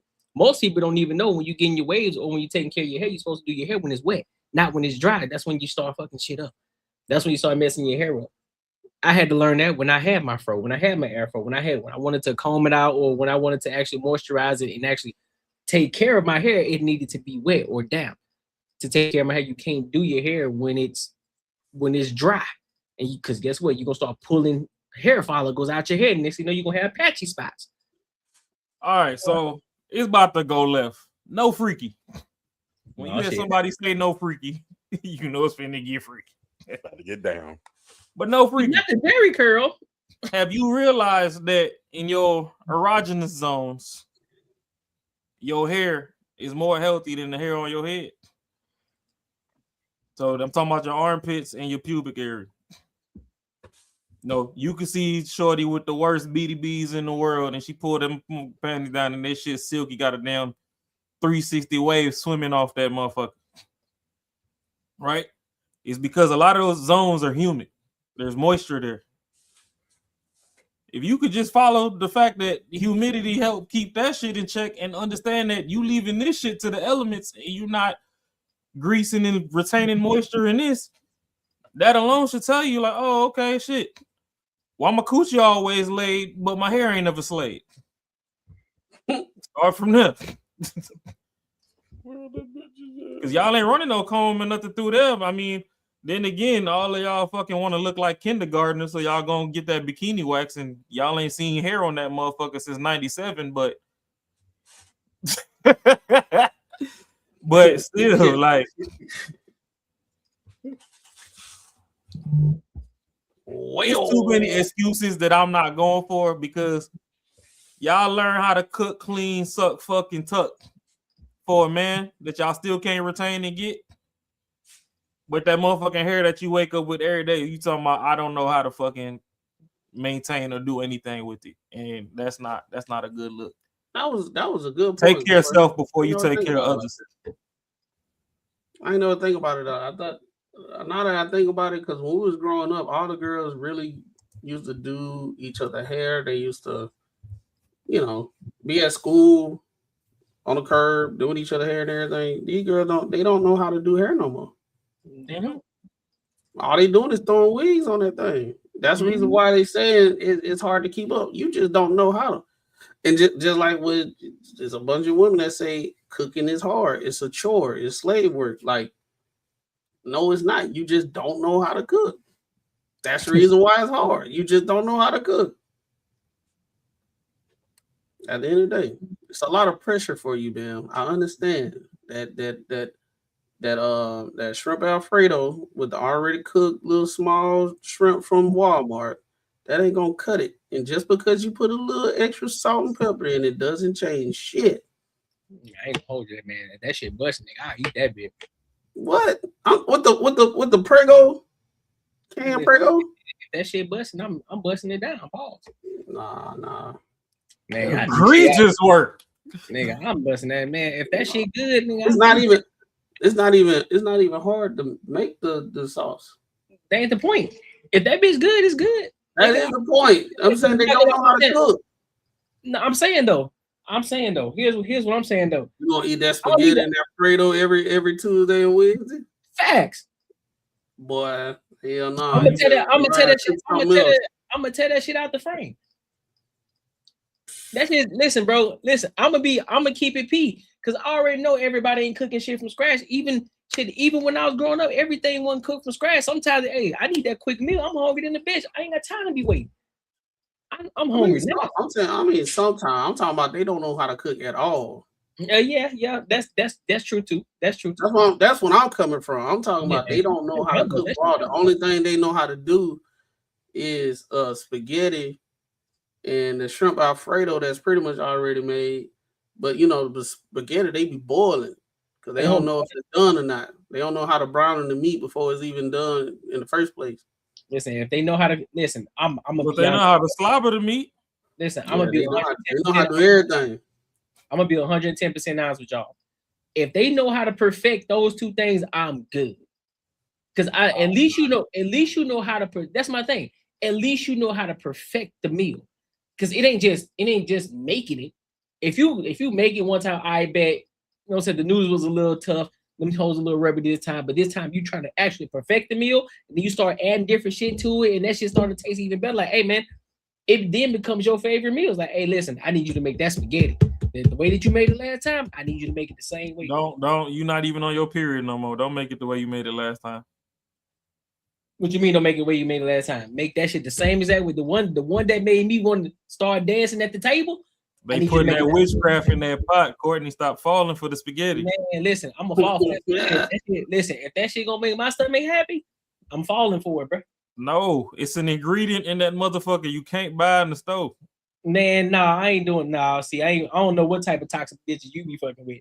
That's why it hit on the 6th and it ain't hit on the 18th. Cap. An ingredient was missing. That bitch hit the same way. When you perfect it, then you add some of that garlic toast to it. Hey, we good.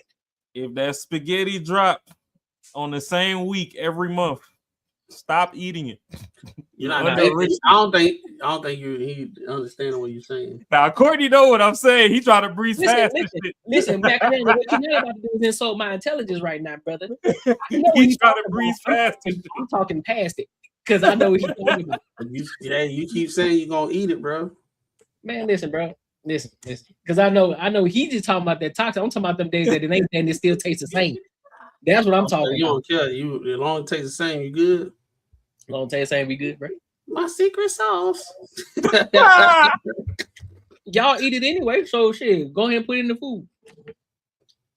Pause. Yeah. Pause.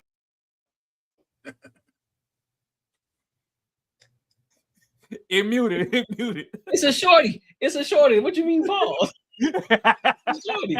Nah. Oh, shit. Man, look, let's go to this next topic, bro. Speaking of like, comment, share, subscribe. Facts. Jesus Christ. Look, bro, let's get into it. So we got a Lapeef topic. What up, Fi? What's the word? Yeah. So look, we got Jennifer Lewis on. Well, she ain't necessarily on this channel, but Boheme, she has some things to say in regards to what Jennifer Lewis said, and she's on the side of her because Jennifer Lewis said that 63 bodies is what she has in her life, in her entire lifetime. So we're gonna dive into it, and then we're gonna give all shit. Yeah, that's what I'm saying. So let's rock out, bro. Molestations, abortions, childhood abuse. There's no shame in my game. Yeah, bitch, it happened. You know, I slept with 63 men. Now that was fabulous. But then, Oh my gosh, give me some of that. Yeah, no, you don't want that. This is the very reason why I really don't want to offer up this much like passion and energy. But this is why I hate men in this space. It's the very reason why I cannot stand red pill men. I don't like super religious men. I don't like none of y'all. I hate y'all. Here's the reason why. You all have no compassion. Everything is everyone's fault. You don't take into account any of the variables that happen in life. You all take into account nothing. You do not care about people. You also are so unread and illiterate. Y'all don't comprehend a fuck thing. And the thing that I hate about men in particular, men as a sex, is that your brains think in one line. You can't think of anything. You don't.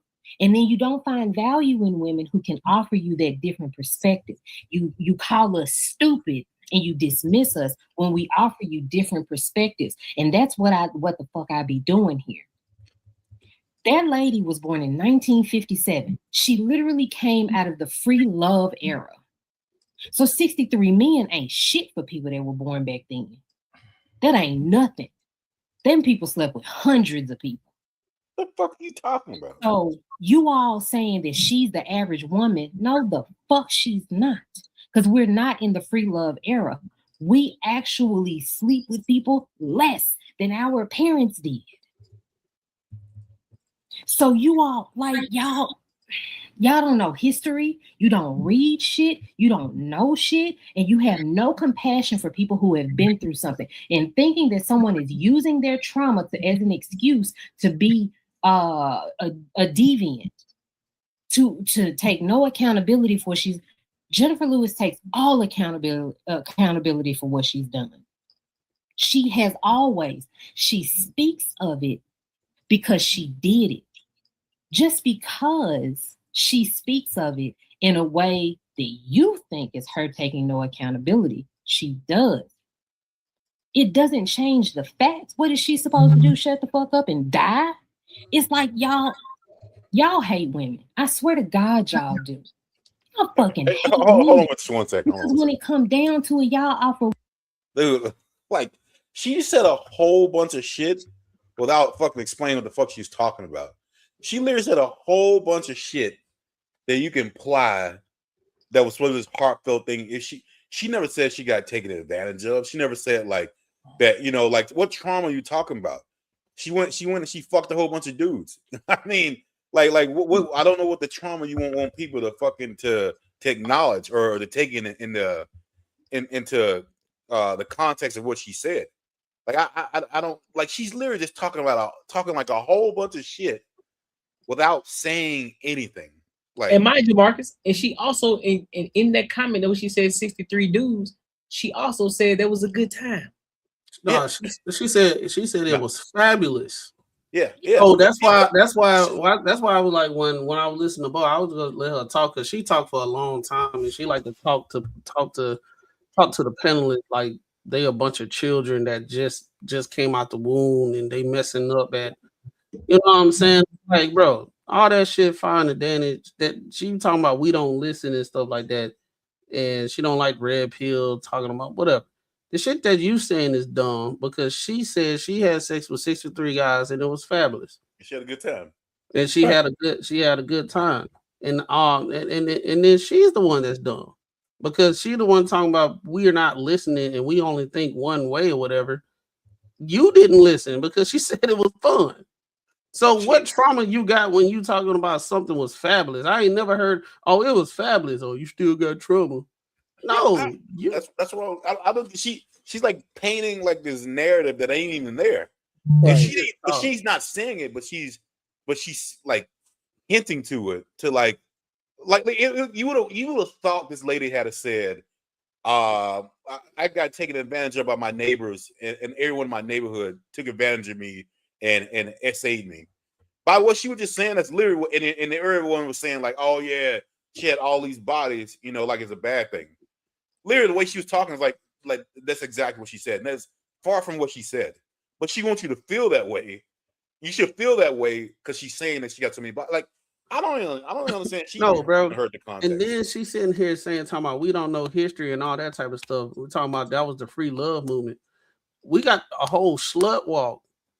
We got the whole sexual liberation. We got body count don't matter, no shame, no nothing like that that's going on right now.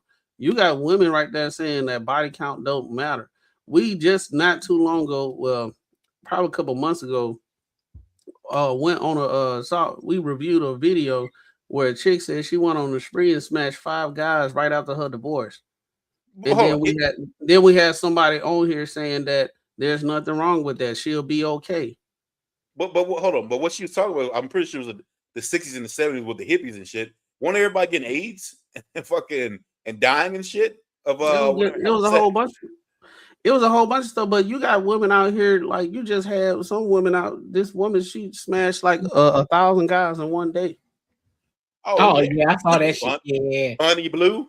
No, you got women. You got women that's on OnlyFans. It wasn't OnlyFans back then. Now you got women on OnlyFans getting cracked every dropping. Got new drops of tapes every goddamn week. It's not like the porn industry back in the day, corn industry back in the day, where they was getting paperwork and all that type of stuff, and they had to meet because they had the production and all that stuff. They got their own phone and they getting it cracking on a free ski sometime.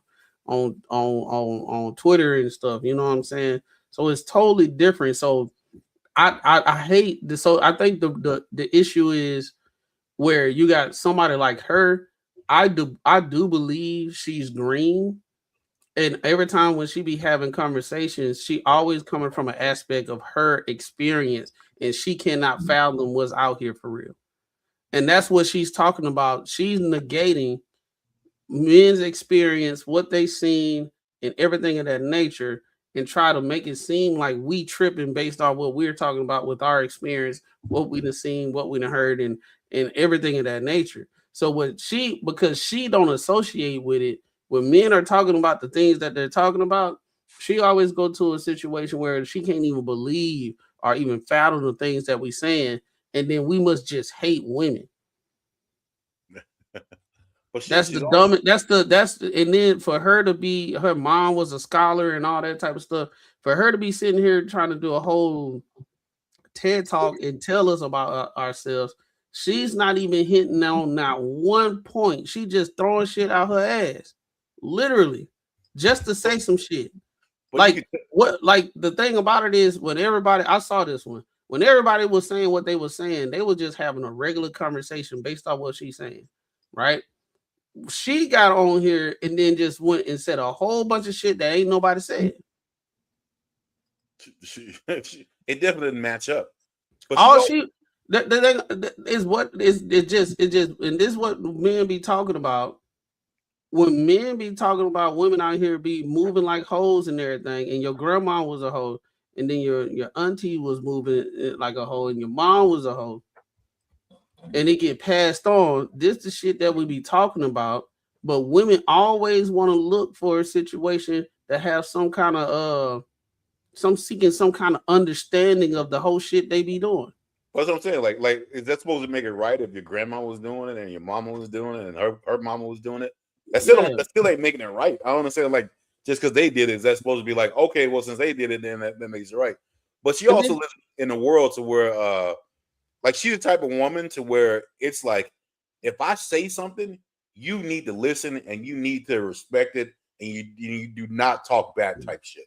It's almost like, yo, like whatever comes out of my mouth, I'm passionate about, especially if you get a woman like this who's passionate about everything.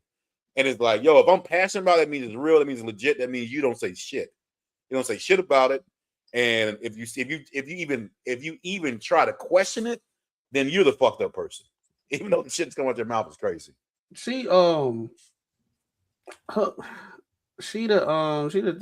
type of, like, yeah, she internalized a lot of things. And it's one thing where you're just speaking on base how you feel, and that's what she's doing. She's not talking about nothing that's factual. She's just going based off speculation, straight up. Nothing factual. She goes to the extreme, and she's explaining what she's talking about in the extreme. If someone has that many bodies, and something must have, and out of all the bodies she had, there must have been at least one traumatic thing that happened. And since that one traumatic thing that happened out of one of those bodies, and even though we don't know if that's what it is, but I'm assuming that's what it is, and that's how you should treat it. You should treat it to where, hey, it's all respect, and it's no judging, it's no shit like that. Like, it's like there's no, you can't judge anyone, especially a woman on her end. If you judge a woman, something's wrong with you. Cause dog, prime example, we just saw are we covering the Blueface thing, Courtney? Who? Are we covering anything Blueface today? Mm-mm. All right. Blueface got into it with his mom, and he was talking calm just like this, and he was telling her about how much trauma that she caused him.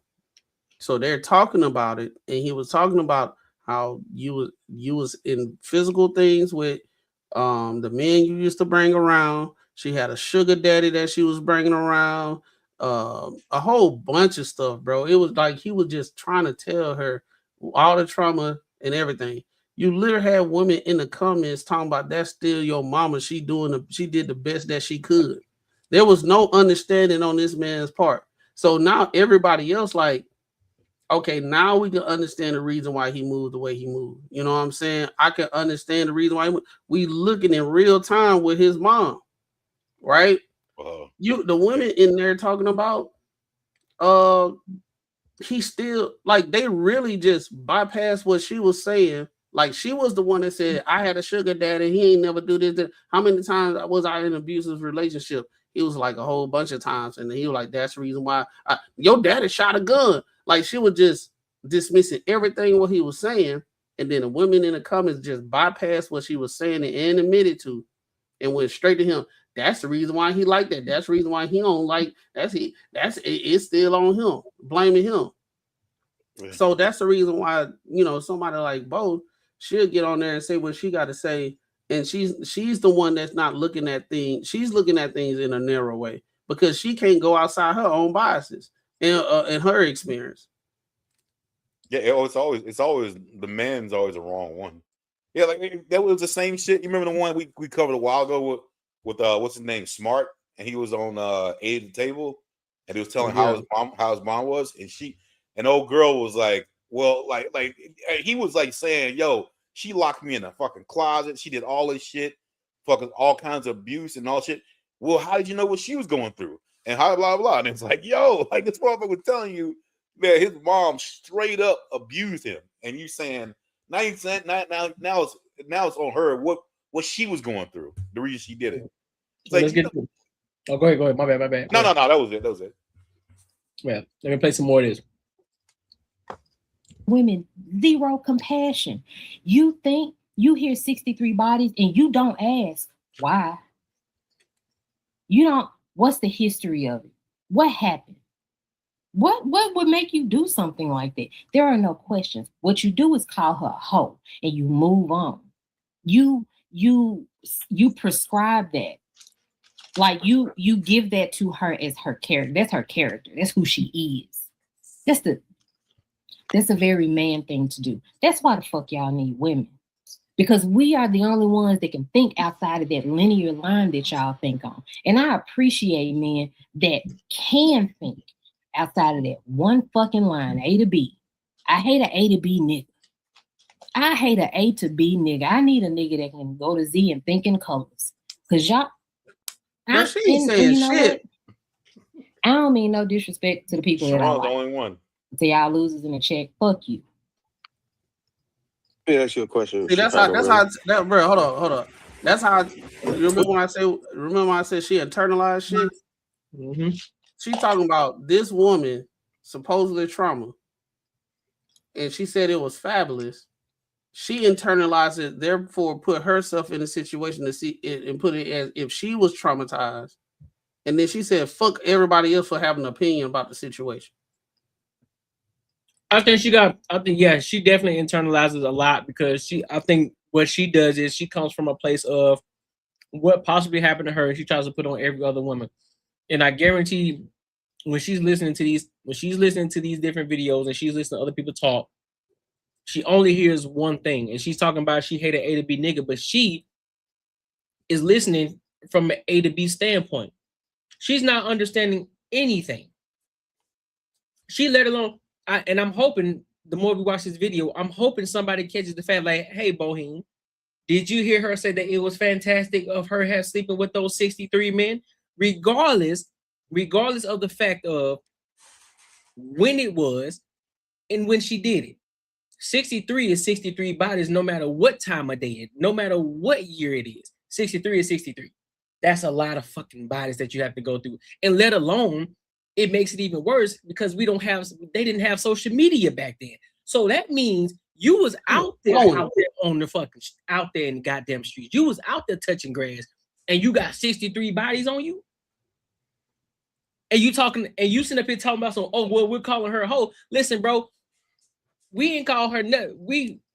They only calling her a hoe because she also initiated it was fantastic. If she would say, listen, I was traumatized, they put me in a position like this, and my life was messed up, X, Y, and Z, she didn't say none of that. She said, listen, I had 63 bodies and it was fantastic. So just by you saying that alone, everything else is wiped away from you. Nah, you was out there getting to it. You was out there getting to it. And let alone, she's how old? What, 60-something years old now? Still no man, still not married.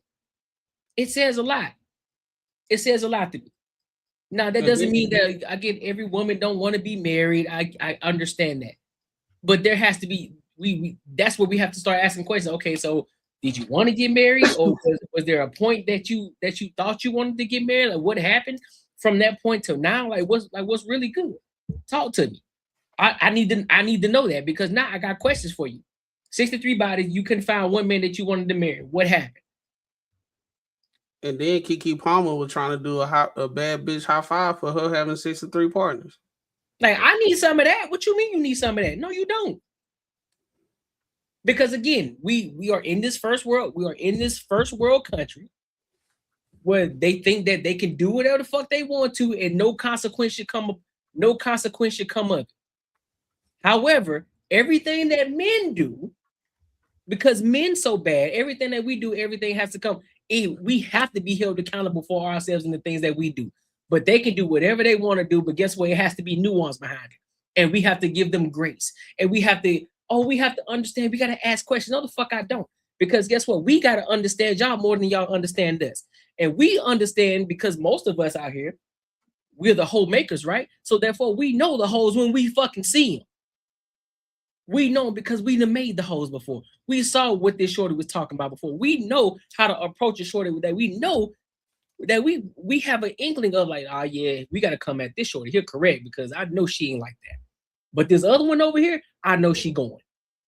So I can approach her differently than I approach this other shorty over here. We know that. But again, she coming from that internalized place. She coming from that damaged place, because I guarantee she was the thought pocket at one point, and so she feeling some type of way about it. That's exactly what it is. And then the men, they expect us at a certain age.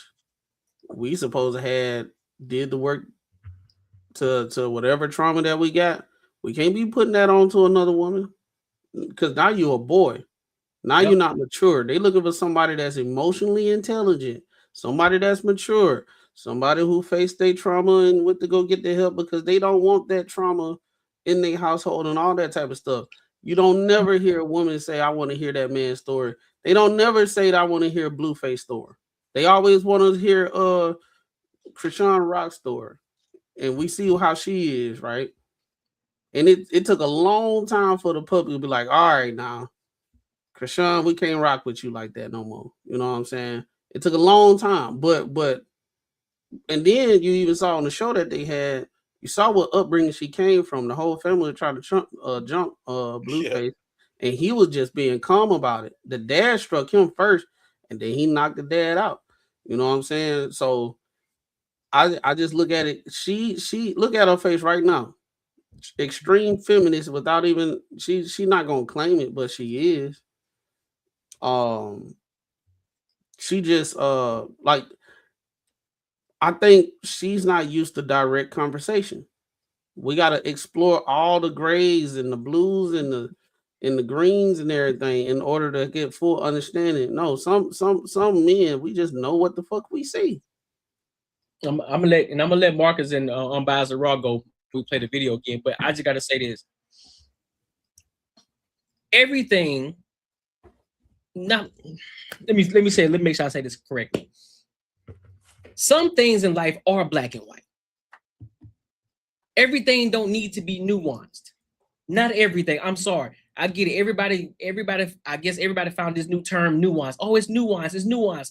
No, the fuck is not. At some point, we gotta call a spade a fucking spade. And sometimes when a duck walks and quacks like a duck, it's a fucking duck. There's no, oh, well, what about if it was actually, what if it had sex with a pigeon, but it's not actually necessarily a duck, but it could be a pigeon duck. No, fuck that. That's a duck. And sometimes we gotta call a spade a spade. And this right here, this is the very moment where we can call a spade a fucking spade.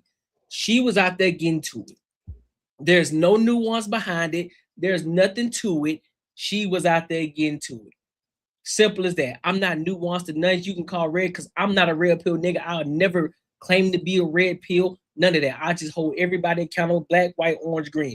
I'm going to be objective with whether you like it, whether you disagree. I don't care. Never been red pill at all.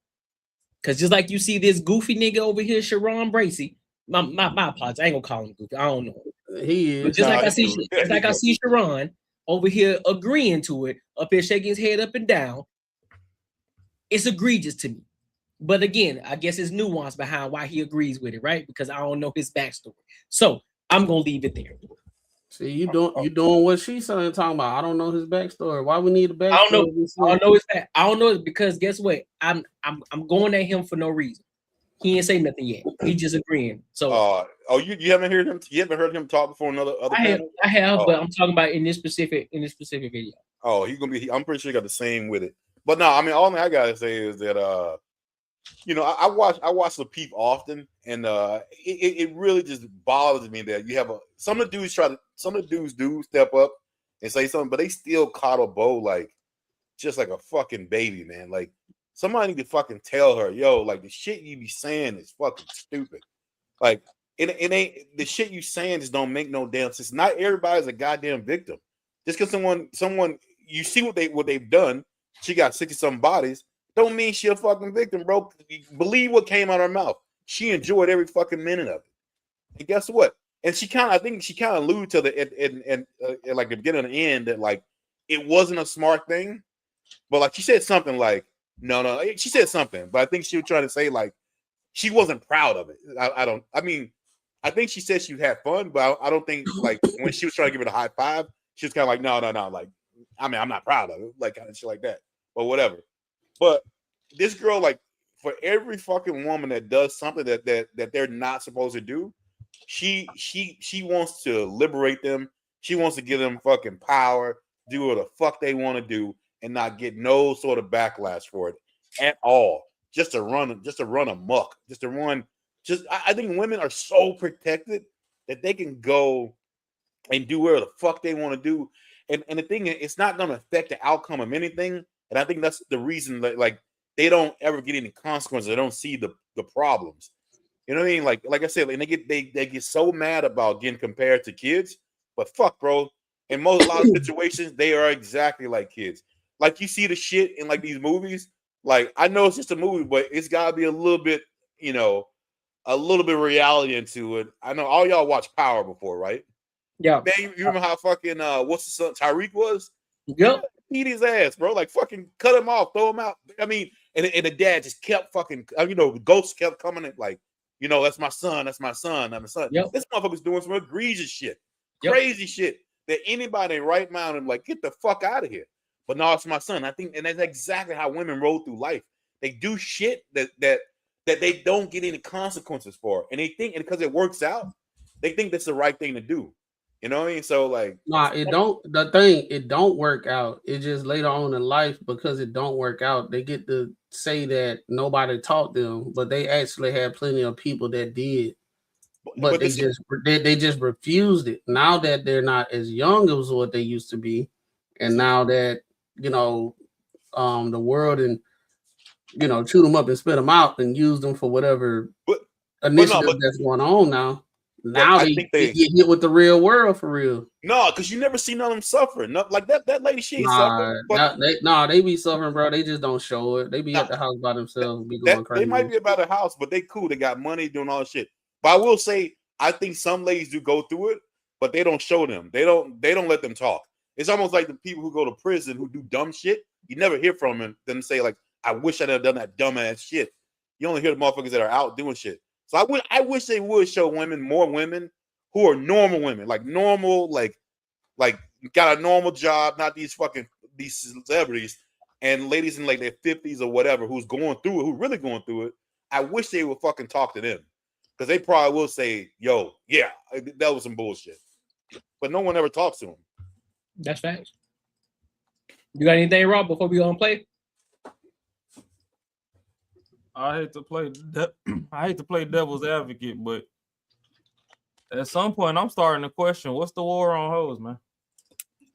That's the thing. I don't think there's no war on hoes. It's just like when hoes say some dumb shit, I think that's what it is. It's not the war. We ain't saying like, hey, stop being hoes. It's just like, don't be crying and you saying that everything was cool, but now but you want the sympathy with it.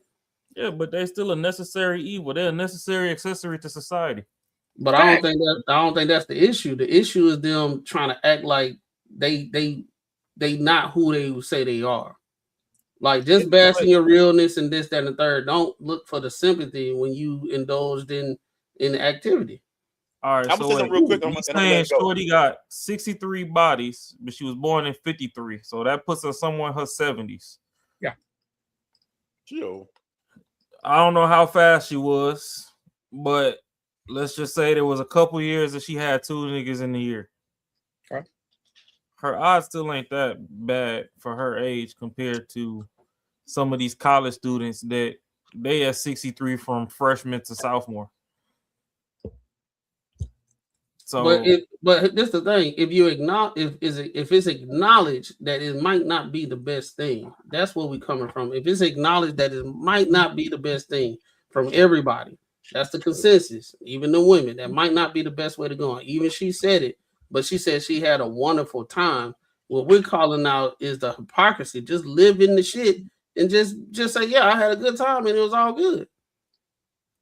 Instead of trying to be the victim of it and trying to make it seem like, you know what I'm saying? That's what is she trying to take the elders? What is she trying to take the elders role? And she like, hey, man, these legs were to the ceiling many years, and I loved it. But don't follow in my footsteps. Just because I liked it, don't mean that that's what's best for you. Like, some people need to be able to live in their truth. She was born in 69. Oh no, she's 69, born in 57. She damn near past 8. Well, we are just like we said earlier. She's 7 bodies away. Well, she's 6 bodies away. Just like we said earlier, you know how they be discounts. So she said she had 69. I'm pretty sure it's way more than that. I don't know. Maybe it's my toxic side, but I ain't never really gave 2 shits about who a hoe, who not really. Just treat each other with respect. And I mean, you still gonna get slotted where you get slotted, and your time gonna be allotted where it's allotted. And it's like, hey, we might never lock in for 10 years, but shit, I'm gonna give you the best 6-month run of your life. But I think that's the thing though, Raw. I don't think nobody has a problem with the 304s. I think where the problem comes is when the 304s or the ones who try to play as if they're the innocent ones, but they're actually the 304. So they're trying to conflate themselves, or they're trying to compare themselves to the ones who actually aren't out here getting to it. And they're trying to be like the ones who aren't out here getting to it. It's like, shorty, no, we already slotted you over here. We know what you about, because us men, we we've been through life. We know the ones who going, and we know the ones who really ain't going. And so we already done slotted you this way. So like, listen, shorty, if you're gonna be the thigh pocket, just be the thigh pocket. We understand it. We ain't gonna judge you. Do your thing. But it's when you try to act as if you aren't that, when you really are. That's where the problem comes in. That's where that so-called quote unquote war comes from. Like a boheme, right? She's talking about nuance. There ain't no nuance behind it. Because if you move a certain way, we're gonna look at you a certain way. That's just like that'd be just like somebody who went to jail for murdering somebody, and not off of self-defense, but literally went and murdered somebody just because they felt like it. And then they wanted to be treated like somebody who never murdered somebody before. It's like, fam, I'm not gonna look at you the same way as somebody else that never murdered somebody. That ain't the same. I'm gonna slot you over here. It's like, listen, you may have changed your life, but I still can't forget the fact that you murdered somebody, dog, off the strength of some bullshit that you was thinking a certain way. I'm not gonna forget that, regardless if you change your life or not. So I think that's the problem when we having when they're having these conversations. And I think they think that men are so dumb, and I think that we think we so much of a Neanderthal that we don't have a mind of our own, that we aren't smart, that we don't see what's going on. And they try to think, they try to use all these different words and different filters to try to make it seem as if we aren't listening. No, we heard what you said. We hear exactly what you said, but we still ain't going. We're not going for it. They just don't like being. I think what it is, how society is. Society tell women y'all can do whatever y'all want and you can get everything at the end of the day. I think they have an issue that men are saying, no, that's not the case. You're not going to get this type of man if you move this type of way. But my whole thing is, why we can't just call a spade no matter what kind of trauma that you got. You're still out here hustling and bustling and legs in the air. You're still doing it. Like if I was stealing money or robbing people's houses and everything, but I was poor and my mom and dad didn't have no money and my dad was gone, my mama was on drugs, and I was out here robbing people's houses, I'm still a robber at the end of the day. So that's why I have to go with the nuance right there, bro. Because there are women who get sold into that shit at a very young age. I ain't talking about getting sold into it. That's force. I'm talking about willingly going out there doing it. Okay, all right, that's fair. I ain't talking about force. That's a whole different conversation. At that point in time, that's just like that's messed up. But if your mama just was on, if you going through your trauma and everything, I get it. It's something you can get touched and all that stuff, and you out here wilding. It's sad, but you still, we live in the real world. You still gonna be looked like I'm pretty sure there's a whole bunch of. So when we was in school back in the day, we were like that was the school hole. I got one question off the cusp before we hit play. All right. So at what age do we get tired of training staff and start hiring professionals in their respective fields? Expound on that, B-Lou. So, because man, B-Lou. Expound on that, B-Lou. Well, so you see, the thing is, everybody be talking red pill, and we at a point now where we really just starting to ignore reality altogether. At this point, we are the AI, we are the metaverse, because this shit just fucking convoluted beyond shit's creek. I'm sorry. I was cool teaching you how not to use your teeth and shit when I was 16. I'm 30. I make bread now. I just want that soft, warm inner jaw with, decent throat. And you to do it for a good 8 minutes. And I'm cool and you cool and we go our separate ways. In order for somebody to be a professional at their craft, they gonna have to rack up something. So hey, me, shit, if Shorty chose that lane and she wanted to be that, at least just be good at what you do. I love the hoe. But I think that's the issue. Ain't nobody telling them not to be hoes. We just saying like but here go the thing though that I don't like is women came to a particular man with a particular train of thought, a particular question, and when they got the answer, they didn't like the answer that fits that particular man in that particular line of arena that they were asking for. Because let's face it, a lot of this shit blew up. I ain't gonna say it started. We not gonna have all these motherfuckers panties in the bunch. We've already seen that dude over there going back and forth with MTR because MTR went to Thailand and now he act like he fucking just owned the globe. Pull your thong out your ass, nigga. But we seen when the high value man conversation started and women were coming and asking a particular person, hey, how do we get a high value man? And this dude said, in my experience from dealing with these people, from fitting them for suits and stuff, from working in, a fine linen shop and all this other stuff, to being in corporate environments or whatever, these are metrics. If you're trying to choose a real nigga in a 9-to-5, not a real nigga out the streets, anybody can touch 6 figures, but how you touch 6 figures matters. So we wanted the clean people that can stay out of jail and pay honest taxes. These are the metrics. All right, boom. You make X amount of money for X amount of time with no drop off, no breaks in between. Your growth chart showed, hey, you done did this once and you done replicated 4 or 5 times over. You got respect in your circles. You respect others. Whoop-de-whoop-de-whoop. These were the metrics. Now, if you want this type of person, they can afford whatever the fuck they want.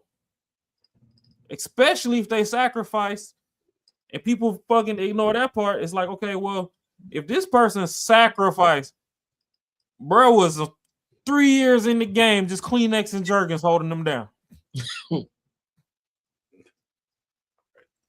This man come out, y'all all disrespecting him and all y'all wanted his money.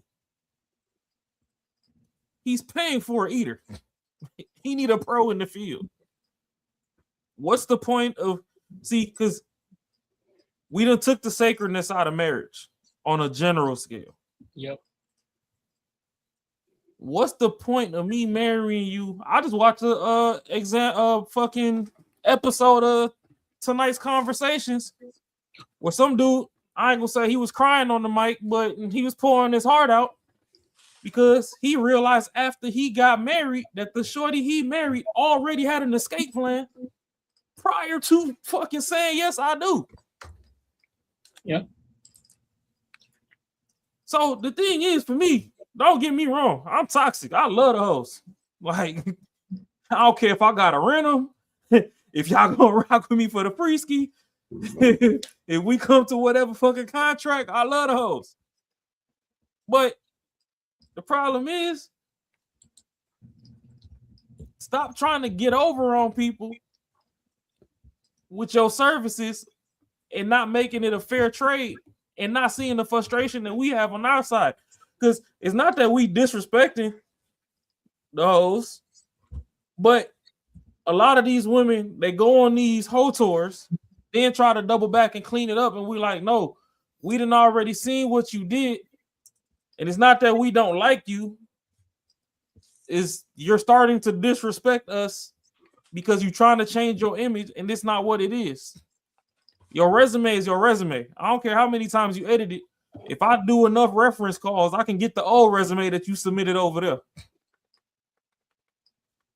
So, in your journey of hoe facts, And like I said, how you get there is different because, like Courtney said, there are special circumstances. Some people are taken and forced into that life. Some people do it off leisure, off the cuff.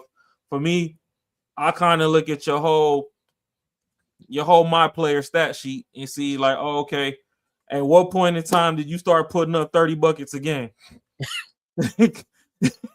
You know what I mean? You could be playing for 15 years, but if you ain't become an MVP to the last 3, then hey, if you was just on the bench, all right, like you get a little more leeway than somebody that just was LeBron the whole career. Like everywhere you went, you was just getting accolades. Like that's what we doing. And I'm supposed to just put you on the team and act like these people ain't talking about their experience. Because that's another thing too is women like to try and bully men into corners. We supposed to deal with y'all, not knowing that us, the bros, we bully ourselves. Be it just off jokes, out of love, whatever. So if you want to go be a hoe, you done slept with Matt, you done slept with Courtney, you done slept with Marcus, and you get to me, no matter how much I love you, I can't settle down with you. Because one day on some petty shit over the Henny Ritas, Marcus gonna be like, hey, bro, I don't know what the fuck it is with you, but you know that little hole in the couch that I put the blanket over? Shorty fell through that bitch when I put her through there. That was her. Like, your career is over. I gotta let you go back to where you came from. You gotta see return to sender. we gotta delete the game and start over. Like this, my player file is corrupted. Like I don't like how this one. I don't like how this one playing right here. I don't like this. My player file is corrupted. That's that hurt, bro. That'd be that hurt. And that's worse than somebody deleting your my player. Because at least you got somebody to blame when they delete it. When it's corrupt, it's like, fuck, where did I go wrong? I gotta start from scratch. I just came home from school and that shit corrupted. Damn. But that's the thing, like women, they don't hold. I mean, I know they try to glorify it and put a saint's tassel and robe and everything on it and act like it's holy. Hey, don't get me wrong, to a varying degree, we need you. I ain't saying take them all off the market, but at an early age, you need to slot your destiny and start trying to work towards that path. Nobody just goes through life and is a robber, killer, and all this other stuff. Now you done got 15 felonies, and now you a heart surgeon. It don't happen like that. Like, so you need to start aligning earlier with where you want to be. If marriage is your goal, then hey, protect your hoe. But if fun is what you want to do under the sun, then shit, it's gonna be a whole line of us saying, hey, we're gonna try to get us some. And that is what it is. But don't go in the fun under the sun line and then 20, 30 years later be like, oh, please put me back and protect my hoe. It's blew out. We called a woman who's had 63 partners. In 2026. Whenever, bro. You asked me what I would call her in 2026? Yeah. Promiscuous. Okay. Hey, but to Bo's point, you know what they might have called her in what do you say, 60, the flower power era. They probably would have called her, especially the religious type, they would have called her promiscuous as well. What is the term, slang term for that? Oh, you trying to get me to say hoe? I ain't trying to get you to say nothing. So in slang term, I would have said, hoe would be the proper term. Okay. But where are we going with this? Would the person be wrong for using a slang term or the book term? Let me ask you this, Bruiser. What is the Christian slang term for a woman of that character? I would call it a harlot. So if I go to AME, Baptist, Pentecostal, Episcopal, they would say harlot? All of them would say harlot? I'm not sure what all of them say. You know what I'm saying? I don't know. The overall Christian consensus. He trying to say Jezebel? They would say harlot? No, I'm not sure. I mean, Jezebel. Jezebel sounds more likely. Okay, Yeah, Jezebel sounds more Would they likely. be wrong for calling her those terms? No, I don't think they would be wrong based on their ideology and theology. I know right? Sharon said yes. Why would you say yes, Sharon? Oh, go ahead. My bad. Because you're negating her trauma. You know, Okay, let's say what if they included her trauma? Would they still be wrong calling her no? Yes, it'd be wrong for calling her anything so besides long as you had trauma. Okay, because so I'm just trying to understand this. After she corrected her trauma, she said it was wrong, and that's why she told the young lady, and she said, "No, you do not want to deal with 63 men into your vagina, right?" Because she got healed from Sharon, it. I heard she all also that. said, Sharon, "No, you clearly you didn't. You didn't hear it. That's the I didn't issue. ask you that's about the issue that a lot of men have. Y'all think y'all hear Sharon, I something, didn't but y'all ask you about communicate that. something completely different. Yeah, We but you're heard all of that. communicating that. That's the thing. Y'all think we don't hear what y'all communicating because you didn't say it verbatim. Chicago Rilla, when I asked you, communicating. Chicago Rilla, when I asked you the question, did I give you the indication that I didn't hear all the other things? Well, I don't know. I was trying to answer it. You was just answering a direct question. Yeah, I was trying to answer it. Listen, I've been over here for a minute, so I know the answer. What I'm saying is, during from 0 to 63, or whatever, you're saying that she is absolved from being titled a hoe or called a hoe.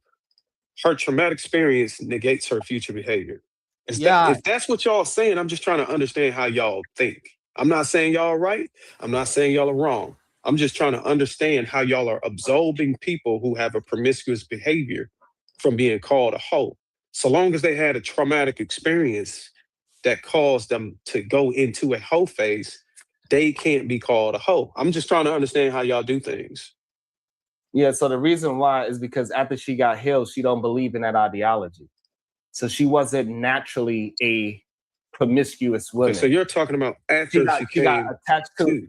I'm talking about during the process. This is crazy. You don't like people to talk No, over but you. Bruiser, that makes but from a Christian perspective, you like to jump in when somebody's talking. Yeah, what he's saying holds weight though, because he said after she repented, and changed her ways, went 180. Y'all are jumping to the end. I'm saying during her voyage from 0 to 63. I answered that. Go ahead. Y'all are saying that she can't be called a hoe because her traumatic experience negates her voyage. Y'all are jumping to the part where she came to and held herself accountable and repented and found out that her body was a temple.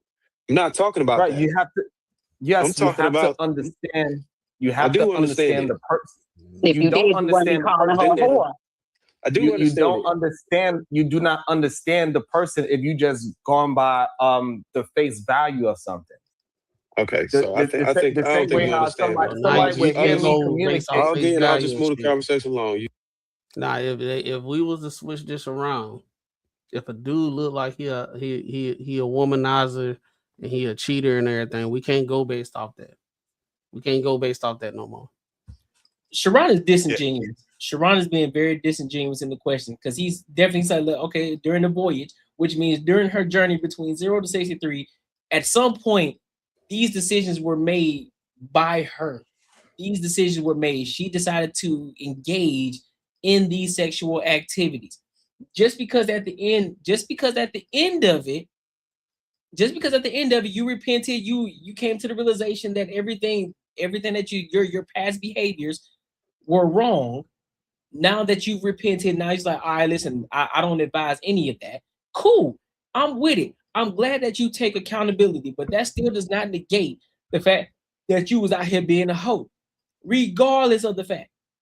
Just because the NBA player retired from the NBA, that does not mean that he wasn't once an NBA player. That doesn't mean that he wasn't once an NBA star. That doesn't mean that he wasn't once an NBA champion. It still happened at the end of the day, regardless of what happened at the end of it. Just as I used the example of a murder. Just because you repented and you got right with God, that's great. I'm happy for you. That's a wonderful thing. That's still you still a murderer at the end of the day. You still kill somebody because the action you already did it. You still a murderer. You're a murderer that repented. You're a murderer that repented. But only thing I'm gonna say is I'm gonna disagree with you that he's disingenuous. I'm gonna say that he believes this shit. I think he believes exactly the way Bo believes it. And he is exactly the dude I'm always talking about that women like her, or like they want to call them strong women or masculine, whatever. He's the only type of man that would be attracted to her. And she knows she's the only one that's the only type of person that she can get, and she can be herself, and they'll be fucking fine. No. At the end of the day, no, she's gonna say she wants another. But these are the type of dudes that they are made for, 110%. They're just like women. They're fucking like feminine, and they think exactly the same. Nah, I have to disagree, dog. What are you talking about, man? I think these are the type of men that women say they want because it sounds good. No. You got me wrong. They never say they want them. Never. They would never get with them though. They'll never be with them. They say they want strong men, but they will call Sharon. They will say he's emotionally intelligent. They will say all this other shit about him. He knows how to do whatever a woman. He fits those criteria. But they not gonna get with him because they would deem him too feminine. Yeah, too feminine. But they wouldn't be with him. What they say of what like how they would want a man to be emotionally intelligent and all that type of stuff, and they get along well. Yeah, that probably would be. But at the end of the day, they would not get with him because he's not even with a black lady. He's with a Russian chick. They would get with him, but eventually they will weed him out. They will get with him. He'll get with them, like he's gonna tell them everything they want to hear. Eventually, they will weed him out. But those are like the big strong women and shit that say, oh, he wasn't this, he wasn't that. That was him. That's him.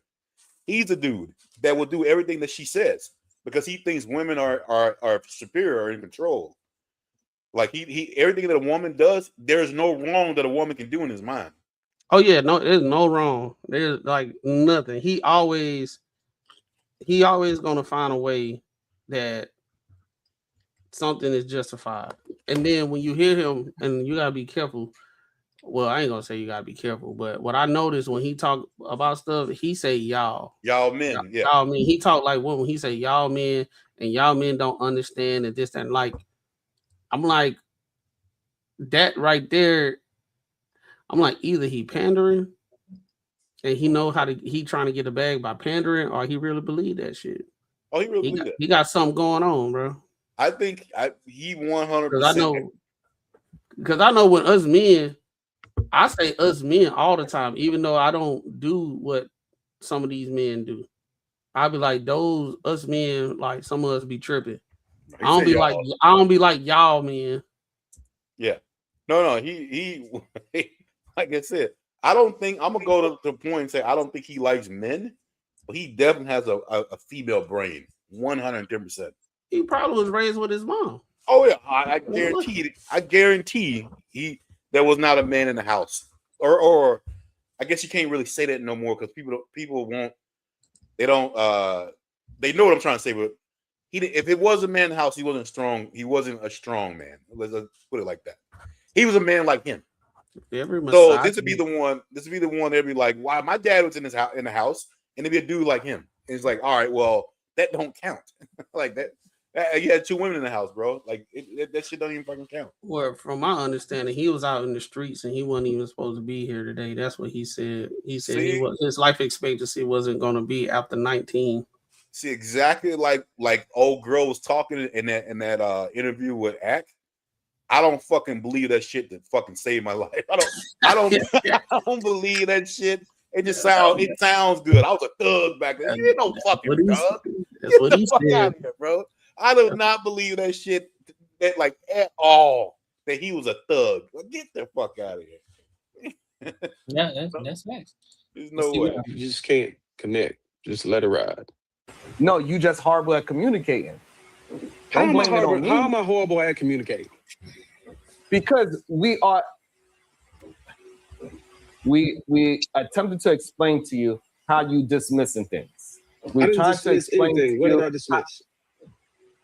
We tried to explain to you how you don't like to be interrupted, but yet you interrupt in the middle of a sentence. Like this is bad communication. Okay, I interrupt. I understand that. What did I dismiss about what's her name? Jennifer Lewis. Yeah, get to the point. That she had a her experience. That she had a traumatic experience that caused her to have that unhealthy and hypersexual type of appetite for her. Now, we're not saying that her sleeping with those number of men is wrong. We're giving you a valid reason as to why it happened. So you can't dismiss that she was as a young child and developed the unhealthy association and connotation. And as a result of that, what she attached as attention and validation became her addiction, right? Again, we're not dismissing it, but a part of trauma response and people's lack of understanding with trauma is due to like our medical model that we're taught. We're not taught from a social model. We're taught from a medical model, which is something is wrong with you. So hold up. Let me ask a question. Based off of the logic that Miss Pearl just said, we can't dismiss what happened to her and her trauma. Five Brown said it earlier in the comment. So does that mean R. Kelly should be out of jail because he was molested as a child because of his trauma? That means R. Kelly should be out of jail.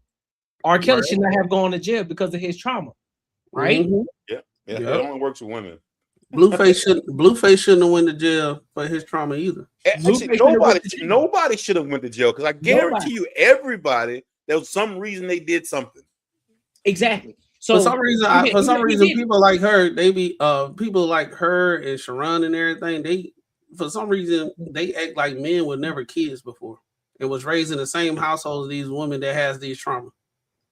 So that means P. Diddy, the P. Diddy's, the R. Kelly's, everybody who the Blueface, anybody who went to jail, I'm pretty sure he went through some shit. The Epstein's, anybody who had any sort of trauma to the level of that which led them to do the things that they have been doing, they should all be absolved from any responsibility at all because their traumas is what led them to do what they did. You know how based off of their own logic. Yep. How crazy that shit sounds. Based off of their own logic. That means what they do.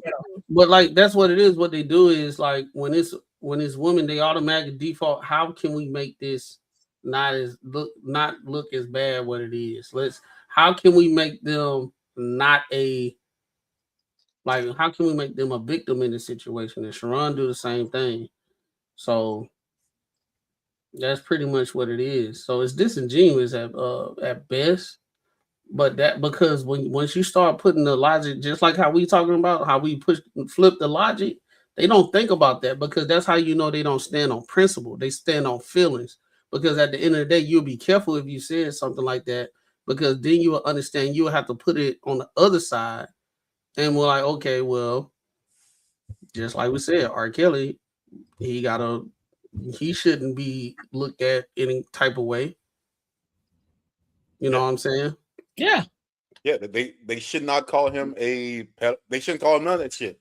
None of it. Like you can't call her a hoe because she got reborn and shit like that. That means you can't call nobody nothing. Because eventually most people do learn from their mistakes. Eventually. So I'm trying to say, so you can never call anybody anything. That makes no fucking sense at all. It makes zero sense. Because and then of course they'll try to come back. Well, no, that's not what I'm saying. You just can't dismiss it. So nobody's dismissing it. But again, your traumas, you have traumas. We understood. I bet you had your traumas. Things happened to you. That's unfortunate. I'm sorry that it happened to you. However, you continued on this action throughout your life. So at what point do you draw the line and where it says, okay, at this point, this is where the trauma happened. But where's that other line drawn that says, okay, well, you were traumatized here on this line, but once you pass that threshold, you then continue that action on. You continue to keep doing the same thing because of your trauma, and now you ended up with 63 bodies. So you telling me because of that line that you crossed, that you didn't cross at first, you telling me that I should just keep you there, and I shouldn't hold you responsible at all? Hey, hold on. Hey, let me ask y'all something. Do you think that's why women kind of have the mindset they have now? Is more like if you do something, like there's always a justification. You can always justify something you've done to where it'll be okay. You know what I'm saying? Like even like when they were going through the whole Jazz thing about like when Jazz was talking about if an underage girl goes into a club, like, and she threw not one bit of like responsibility on the person that got the fake ID, that went into the club knowing that they were going to go in there to fool people to do certain kind of things. Like literally no responsibility on that person. It was on the other person who should have figured it out, even though this person went into a goddamn club where you're supposed to be 21. And they're saying you should double check it. You should have known this. You should have known this. Like I'm thinking that's why, like women. I don't know if I've said this shit before. Like it was the best if I got caught in trouble or anything. If my mom was the one who came and talked to me about it first, because I could blame it on anybody else and she'll fucking go with it. Like it didn't fucking matter. Like it didn't even matter. It'll be like, yo, like I could be like, well, hey, my friend Dom and everybody else is doing it. Well, why was Dom and them doing? Why were they doing it? Why were they doing it? I'm like, I was trying to be cool. Like, you know what I mean? I'm trying to hang out with them. And guess what? Boom, my dad got home. He's like, man, fuck that. And look, and here's the thing. Here's the thing too, though, Marcus. Even when you had brought that topic up, right? Well, when we talked about that topic with Jazz, there then came another situation. I think maybe a couple of days. I forgot who sent it in the group chat, where there was a shorty during Deshaun Frost's IRL. There was a shorty. That was me. He sent it. Shorty was up there lying about her age. He was like, "Shorty," he was like, "How old are you?" She was like, I'm underage or whatever age she said. She said she was 19, but yeah, she said she was 19, and he was like, long story short, they went on her Facebook and saw that she was actually 17 because she had a picture with her dad recently. Like it was like a month or a week ago or something like before that, and it was like celebrating my baby's 17th birthday. Yeah, and so, straight up lying. And so it just lied. So therefore, that killed Jazz's entire point that what 2K was trying to tell her. Like there are shorties that's out here straight lying. And so you mean to tell me as soon as you meet some shorty that you in a club and you're expected to be 21 years old because it's a 21 and older club. You're expected to be 21. So if I'm talking to you, I'm automatically assuming you're over 21 because you're in the 21 and over club. And come to find out you 16 years old. How is that my fault? Yeah. And it's the thing though, people are teaching these little girls, that it should never be your fault. The man should know. Like, even if you do this shit, don't do it. But if you do it, the man should know. How, like, I don't understand how you think someone would ever learn a consequence. You tell them, hey, pretty much, you do something, it's somebody else's fault. They should have known. Like, I'm gonna tell you right now, I would have been in trouble, bro. If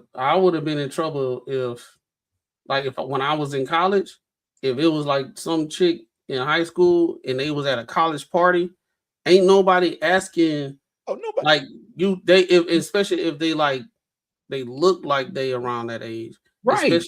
Especially when you in high school, you in 10th grade, and then you come back after this next summer or whatever. She looked totally different. You're like, damn, she grown. She ain't rocking with us. She messing with dudes that like off campus, picking up in the car while you in high school. Like, well, we ain't got no chance with her unless you on a football team or you somebody popular and everything. She ain't rocking with nobody like that. Right. And that's that girl that looks older. That's the one that Shay had to kick out the damn party. Because now it's at the point where I'm glad we are doing it, and the younger generation are doing it. Hey, man, IDs. But guess what? Now a lot of those young chicks getting mad. Like, they getting mad at them for checking the ID. Because they know they fucking. For being careful. Yep. Yep. They got all the. They gonna suffer the most. So shit. That's facts. Raw, what you got on the Raw? I don't know. Every time Mr. Male Feminist talk, it's just the shit just don't be making no sense. So it's from what he trying to defend, it's throwing the wrong wrench in the cog of the conversation. So I don't know. Is there any more that he talk about, or is that the end of it? No. I'll play some more. not going to talk about your environment, which could be completely sociogenic. I just want to figure out how I can give you a goddamn pill. So again, this is that medical model, psychiatric type of method. It has absolutely nothing to do with me just understanding you as a person, because if I did, I would understand the essay and I would be trying to help you through that trauma. But I'm not. I'm only focused on your physical contact with an excessive number of men, because socially it doesn't fit my model of what I feel like a woman should be. So I'm going to label you. So there's over pathologization and there's over labeling of people. And again, the root of a lot of the reasons why people do things is trauma. And trauma is not an excuse. And I think that's what Sharon is trying to explain. And I'll land right after this. There's a difference between a woman that's doing something because she wants to do it. She naturally just, I just want to go sleep with 63 men. And then there's a woman who subconsciously and spiritually is broken and does not know her way. And that's what Jennifer Lewis was saying. Once she became acknowledging and accepting of her mistakes and was saying, oh, baby, I don't want to do this no more. You would know she was healed because she didn't high five Keke Palmer and say, yeah, bitch, you go make that 64. It was no. You don't want none of this smoke that comes with this, because this isn't a healthy state. Did that shit in the beginning. I think we're, again, as what Bo and Sharon was saying, we're dismissing her trauma and her evolution from the trauma, and we're only focusing on what she did while she was traumatized.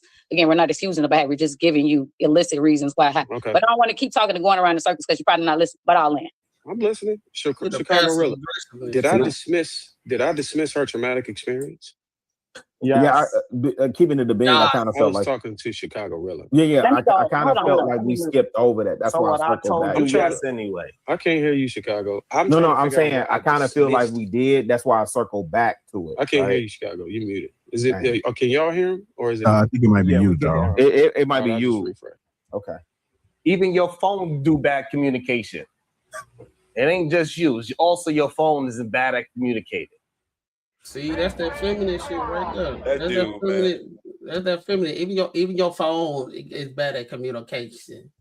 Dude, that dude, bro. He is my addictions special. To molestations, abortions, child. My bad. Go ahead. No, that dude's he's special, man. Yeah, bro. I don't understand it, bro. Yeah, I wish Darwin had a good one in the arsenal like that, like what we just brought up, and then they could have killed it all. Yeah, and because I guarantee they would have come up with something to try to counter it. But I mean, yeah, at that point they would have just been talking. He wanted what he wanted to do. I can tell you, like, when did I dismiss it? Because he didn't dismiss it in the beginning.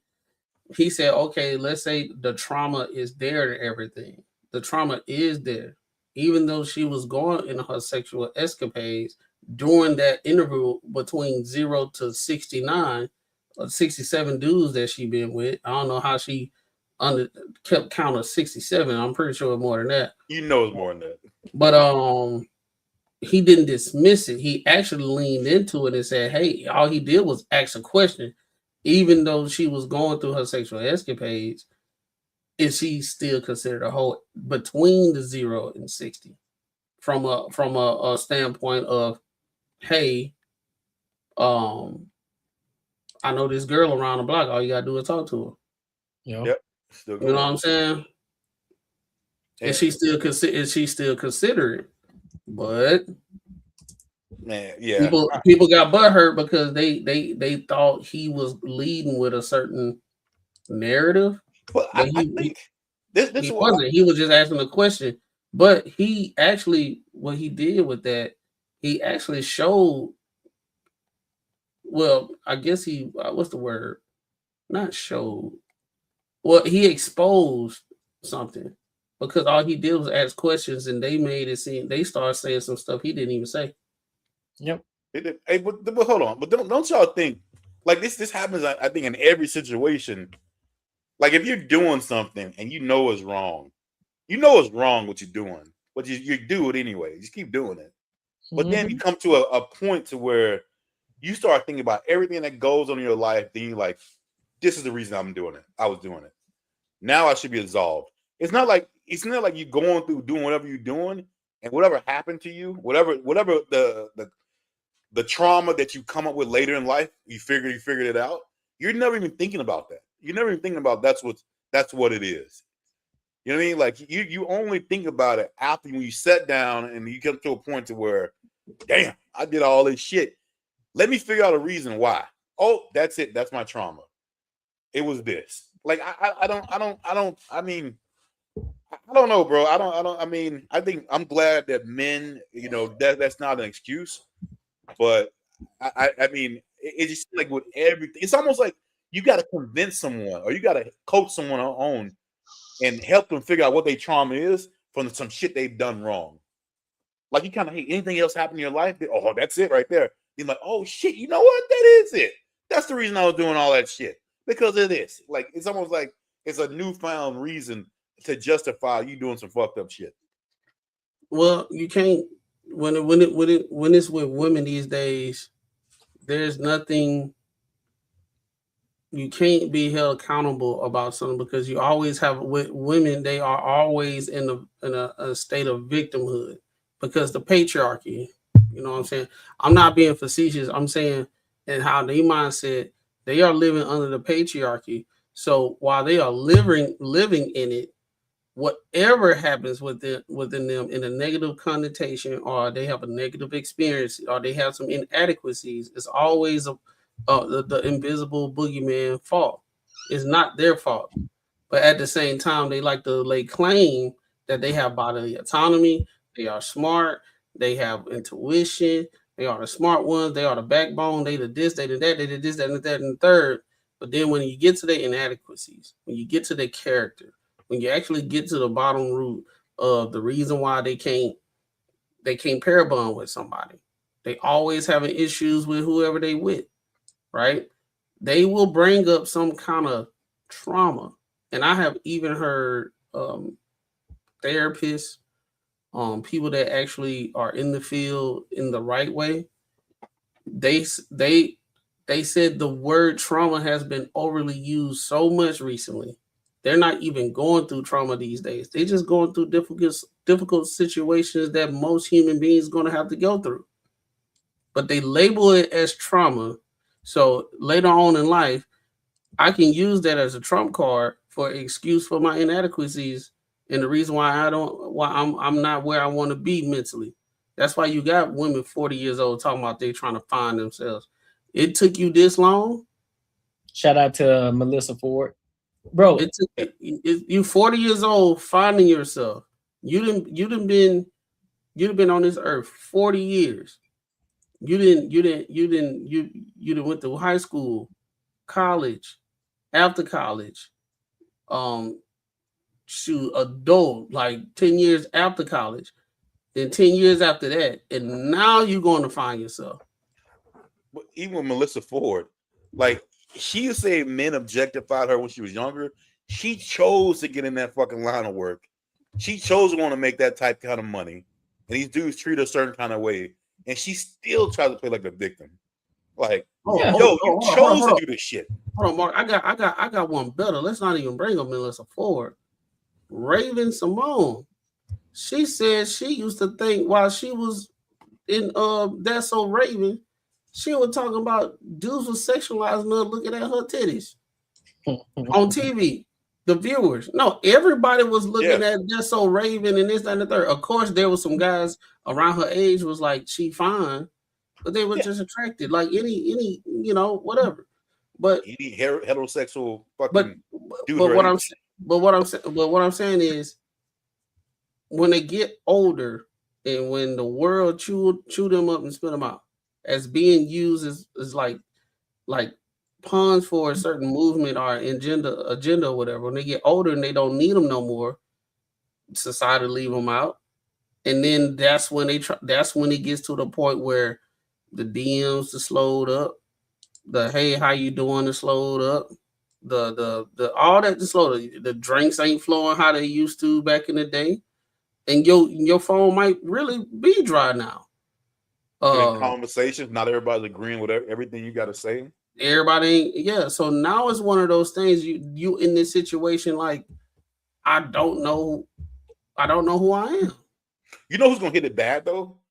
What's the chick? Is it Amanda Seals? Yeah. She gonna special case. I think she's gonna be like that forever, bro. She's gonna be one of those old ladies that's even crazier. She the new Whoopi. She gonna be the new Whoopi Goldberg. Somebody will hire her to do some shit. She'll continue to make money. That's the fucking bad. That's a part about it. She will still continue to make money. I don't know. I think the pendulum swing because I'm seeing more and more even women like kind of like I know there's some grifters out there. You know they trying to make money, but I'm saying it's more women getting that message out there. They kind of tired of the whole stick now as well. Like you can't tell women nothing. Like, bro, it's even a trend on TikTok right now. You got a bunch of studs talking about the women that they with, and they got the same complaints we got. They're like, they don't want to do nothing. They lazy. They need everything. They don't want to pay for nothing, this, that, and the third. And these are studs. I mean, I saw one. I don't know what it is. Bull Dagger. You can't say that on YouTube. Yeah, you can say Bull Dagger. Oh, okay. I seen one. She looked like I saw one where the bull was separated from the dagger. That's how strong she was looking. Goddamn. She said she was tired of it. As proves that straight women and femmes, we may be the problem. So y'all just don't trick on studs? Like we can't get no flowers. You can't pay for no haircut. You can't pay for a retwist. Damn, ain't no random acts of thought around this motherfucker. We just gotta provide. No. Since these females be acting like we ain't shit, they don't need us, we don't bring no value to their life. Man, fuck that. We going on strike with their ass. It's time to go on strike, man. It's time to stop putting up with this bullshit. Good gay women don't mean that they're stupid opportunists. Like that don't mean we stupid. Yeah. Why are you trying to That's take the advantage one. of me? The dagger without. That's Don't the even one want right to take there. care of their kids, but you trying to take advantage of me when I'm free help? You don't take advantage of something that wants to help, you fucking dummy. Every time we go out, the expectation is that the stud pays. What? So now I ask the question, if the men think we're the problem, and now the studs also think we're the problem, who y'all think the problem is? It's crazy. Most studs got kids too. That's what I'm saying. That is the wild shit, man. I can tell you, girls can't make up their mind. I like her dreads though, cause they clean. They clean as fuck. I like her dreads. Yeah, so it's just the thing, bro. Like I said, when they get older, they get washed up. I ain't gonna say washed up, but y'all know what I mean by washed up. Like expectation of how your life is supposed to be subjectively ain't going how you want it. It came from you expecting something. You was told you go to school, everything gonna happen.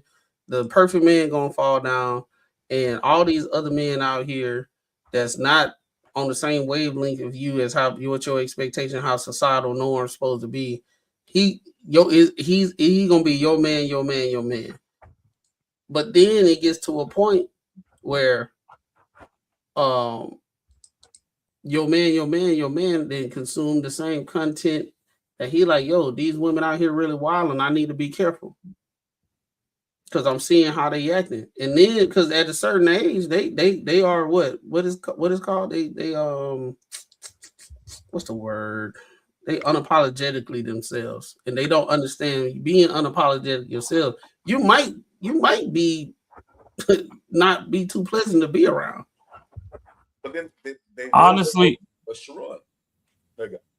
Go ahead. No, I was just gonna say, honestly, one of the many truths is the problem that led us to where we are today is you had a lot of women that were raising kids in survival mode, and from that survival mode, they were raising their daughters to take advantage of people in situations because that's what they had. That's what the moms had to do, whilst raising the sons to essentially be what we call the definition of a simp today. Mm. They were raising the boys to be providers. Provide your protection to these women. Provide your attention. Hey, if it come down to provide some fucking charity strokes, but they're not teaching the girls growing up to be the women on how to reciprocate said energy. They're just teaching them how to be takers. And that's where we got to where we at today. Because the thing with men is we were more action based than we are word base. You can tell women a lot of things and they'll, sit on it or whatever and take that as law.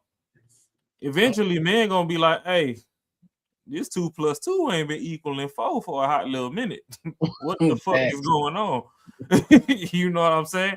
So when shit don't add up and shit go haywire, you end up with what we have today. And I know it's 4 black men on this podcast right now, so the microcosm makes it look like it's black folks only. But realistically, as much as people want to ignore it, we literally just shadowing other people with their bullshit because we picked their bullshit up off the floor to begin with. MGTOW and all these other red pill, all this other bullshit, we did not start that shit. Passport bros, white folks been buying bitches out of magazines since the 80s and 90s. It was called mail order brides. Like, I'm talking about a motherfucker bought a bitch pre-Wi-Fi, pre-internet.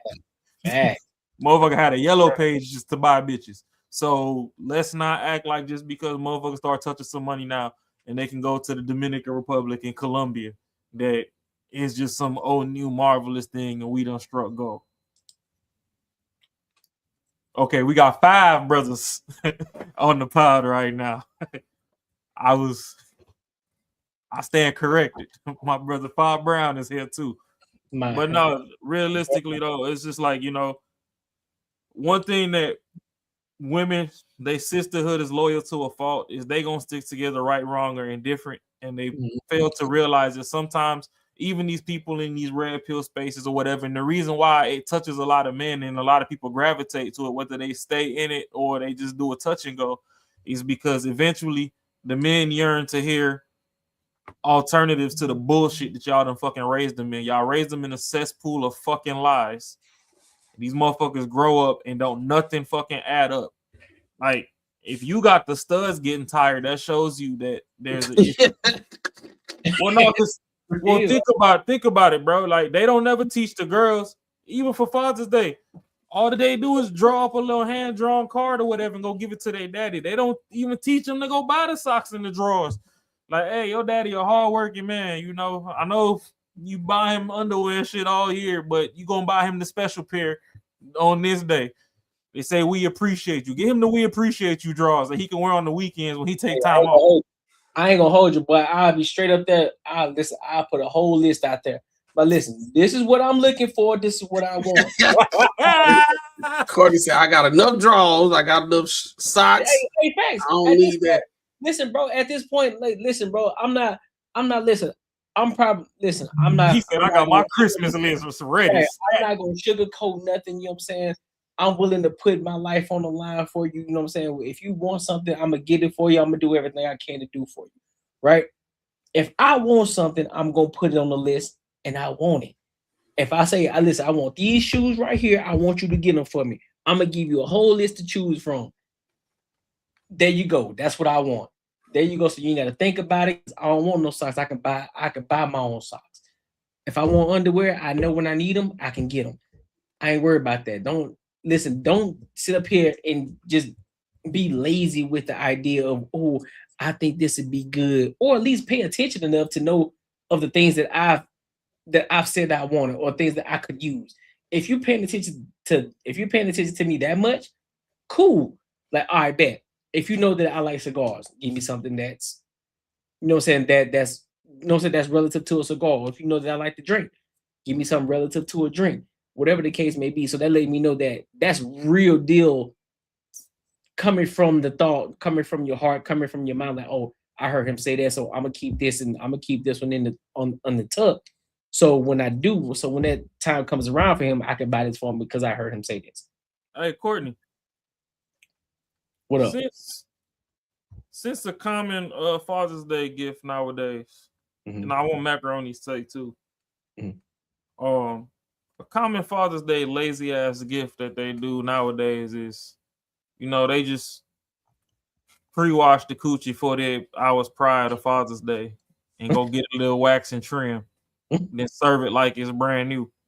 Will we be wrong to show up with a bottle of Henny and condoms on Mother's Day and say this is it? Nah, we won't be wrong. Because honestly, we got so many fucking holidays in the first world, in this Western world society, that we got to steady buy people shit, and don't nobody reach back and buy shit for us. They added new days, bro. Girlfriend day, best friend day. Valentine's Day, the bitch want a 50 bouquet of roses, but she don't even get you a fucking fake flower. She don't even get you a teddy bear in return. She want 50 flow hibachi and Ruth Chris and shit. She don't even fucking buy you the outfit to wear to the dinner. Then you get there, she want to take fucking pictures of the appetizer, the main course, the dessert, the hors d'oeuvres, and the third. And all you get is a shoulder and a pinky toe and 2 images out of fucking 23. And maybe your watch. And maybe your watch if you got one on. So it's like, and then they teach their kids, they teach their daughters, oh, if a man ain't buying you nothing, he ain't shit, blah, blah, blah, get you somebody. Then they go teach the sons, oh, hey, you got to go out, you got to treat that girl like she's, the bitch ain't special, her throat special to me, but she not special ed. Because let's face it, a lot of these motherfuckers that's professional whores, they retarded. Listen, I'm gonna be honest with you, bro. I'm gonna be 110% honest with you. And this is where, man, listen, I'm a don't call space. Ain't nothing sassy about me, ain't nothing ever been sassy about me, bro. And I came up from the South. I came up with a rigid father out of the military. So I was raised by a strong father, right? And one of the things for sure, and even to this day, I spoil my dad as best as I can. You know what I'm saying? I bought him a Citizen watch because, you know, pops need to be loved too, right? Because he did what he was supposed to do as a father, as a man, for his wife and for his children. And so the biggest issue that I have is that when a man asks for something, it's seen as sassy. It's like, no, they want shit too. And so when you get to a certain point in life, if of course, if you can afford it, and that's why we're gonna continue to keep running up this bag. Because niggas is buying shit they can't afford. That's fair too. Put that shit on the firm if you love me, ho. Like, stop that shit. I'm with it, but you know what I'm saying? That's what the financial literacy coming like, listen, I don't want you going dead about it, but I want you to, you know what I'm saying, when we get to a point where we can buy the shit that we actually want in life, not just the shit that we gonna settle for, I'm gonna want shit. Nigga, short. Surprise me with a vehicle. Surprise me with some dope shit I always talk about. Surprise me with that surprise me with that Porsche. I want you to surprise me with it. I'm chilling. I ain't thinking about it. Surprise me with the Porsche. Like, hey, baby, I got something for you. Oh, word? Oh, you got that Porsche taken? Say less. We own it now? That's what. Oh, you paid for it cash? No loan? Say less. I'm with it. But it ain't sassy though, because guess what? We're humans too, right? That's what they say. They want men to express themselves too, right? See, there you go. You got sassy men. But yet and still, now if I turn it now if I flip this bitch over and I start being extremely masculine, if I start being toxic masculinity, and I say, bitch, I ain't buy you a motherfucking thing until you start proving to me that you worth it for me to buy you some shit, then I'm toxic. So make up your mind. Do you want me to be a true masculine man? So guess what? You're gonna have to work for it. You're gonna have to put down. You're gonna have to do everything I fucking tell you to do. I'm gonna lead you in the right fucking direction. And then what? I ain't gonna ask you for nothing, but what I am gonna tell you to do is you gonna follow my lead, and you ain't gonna say shit to me. Because I'm gonna be the protector, I'm gonna be the provider. Then what? What you got to say now? Authentically 8072. Put down the definition of provider. When they say men are providers, what are they supposed to provide? Put that before I respond to your little dusty ass shit you talking in the chat. And then she said, I'd never. I told you. Because the problem is a lot of these bitches don't know what the fuck a provider is. You can't chain link all four of us and Courtney pay the lights, Marcus pay the dinners, I pay the fucking phone bill, and Macaroni pay the internet, and you talking about providers.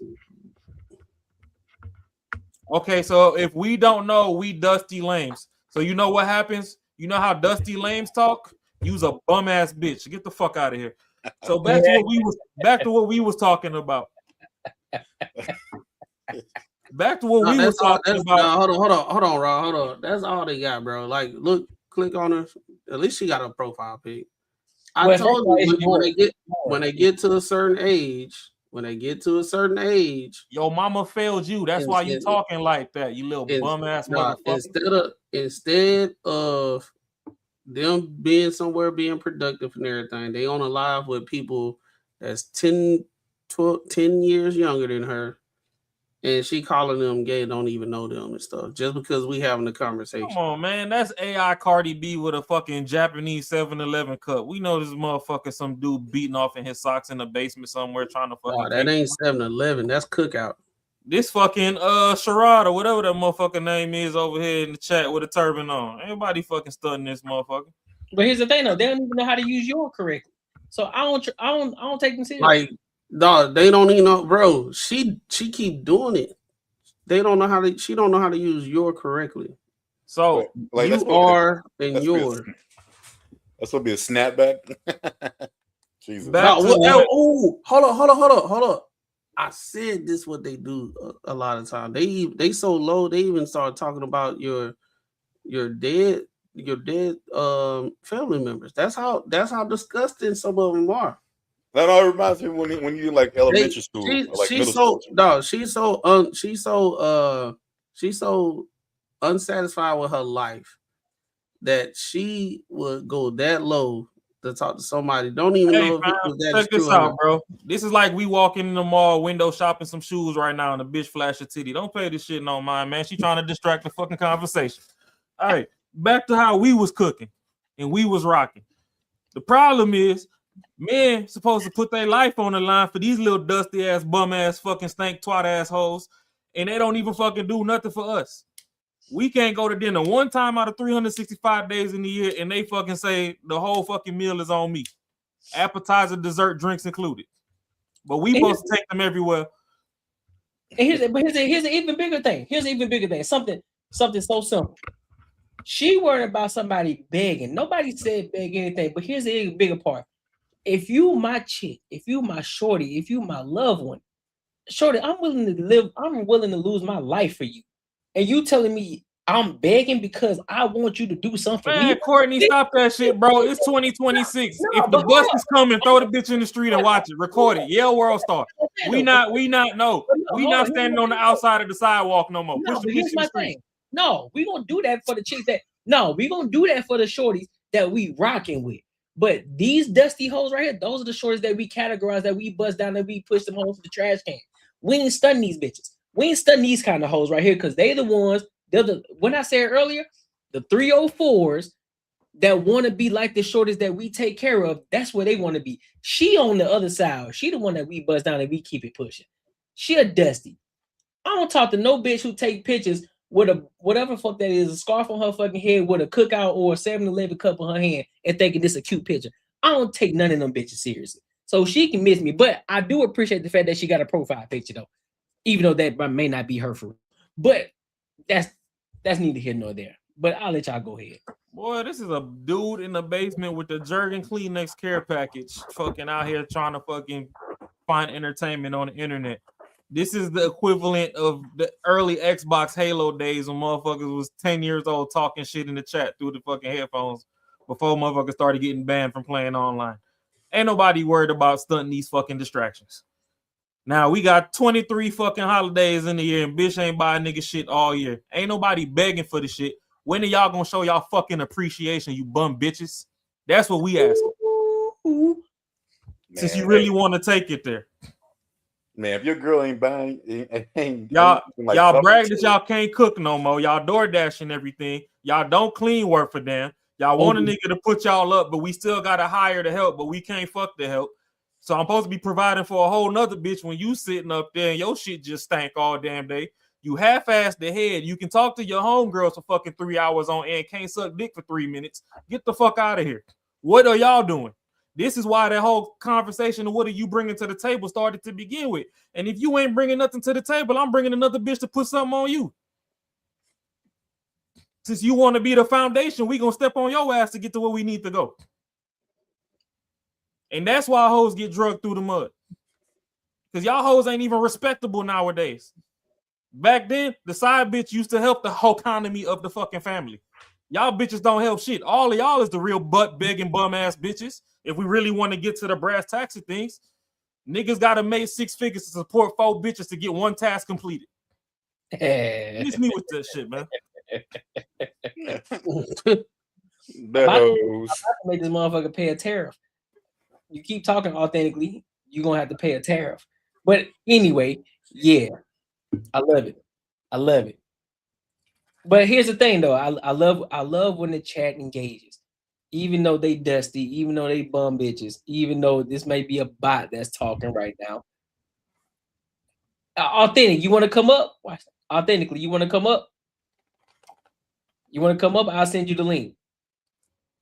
I'll send you a link so you can come up and get your shit off. Whoa. That boy said, I want authentically goes. That boy said, I want smoke. Here's the thing. Here's the stipulation. You got to be on camera. You know that's not gonna happen. Ain't no on my phone don't work, my camera don't work, because that let me know you dusty right off the bat. She not gonna do it. She got a cigarette and a baby in her arm, bro. It better not be no potato cam neither. No potato cam or nothing. I'll send you the link so you can come up and get your shit off. She got a cigarette and a baby in her hand, burping that down. That's either her friend that she took a picture of, or that was her like 10 years ago. Nah, what's it? I'll put the link in there for her. I'm not scared of having my camera. All right, bet. Say less. We gonna. I like it. I like all it. that pump faking. We got any more topics? No, don't worry about it. What you say? She pump faking. She ain't gonna go. I'm not scared of having my camera. Okay, bet. Say less. We gonna pull the camera real quick. There you go. There's the link. Go ahead and pull up. She ain't coming up. And don't come up here trying to troll. I want you to have a conversation. Show it. Tell us how much of a bum we are. I want to know. Tell us what. Since you disagree, I want you to tell us how you disagree, what you disagree with. Don't come up here trying to be extra, saying no stupid shit. Come up here and have a real conversation. If you can't do that, there it is. Whoa! Wow! I know a begging bitch when I see one. No, you didn't. I know a begging. It didn't take long, bro. It didn't take long. There's powerful niggery at work here. Yeah, buddy. There it is. There it is. I missed it. What was it? She wanted us to pay her for her to come up. Shit. There it is. Her cash out. Told y'all. And she dropped that shit quick. There it is. There it is. Oh, but we the begging was, but you asking for money. You asking for money for you to come up. There you go. You broke. You a broke bum bitch. There you go. See, you just Robert. You broke. You bummy. Hey, You're Courtney, bum. you see how easy it is to get a shorty to shake a styrofoam cup on the internet? Easy money.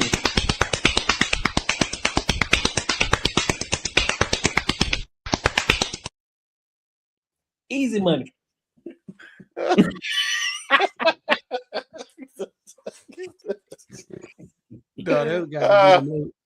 might be the most disturbing one we got, bro.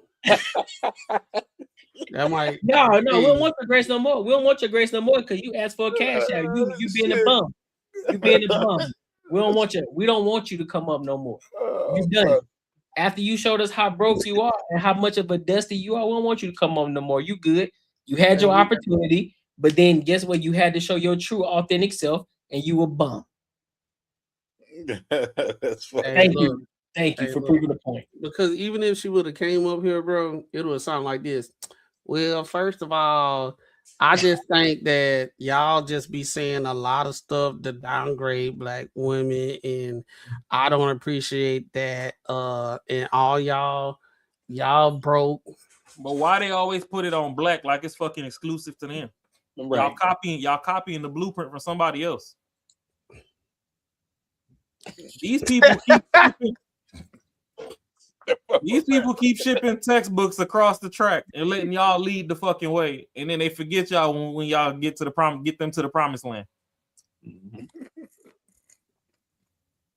But hey, what do we know? Right, Courtney. I don't know how to feel about that one, though. It's a long video, bro. It's like we just watching it.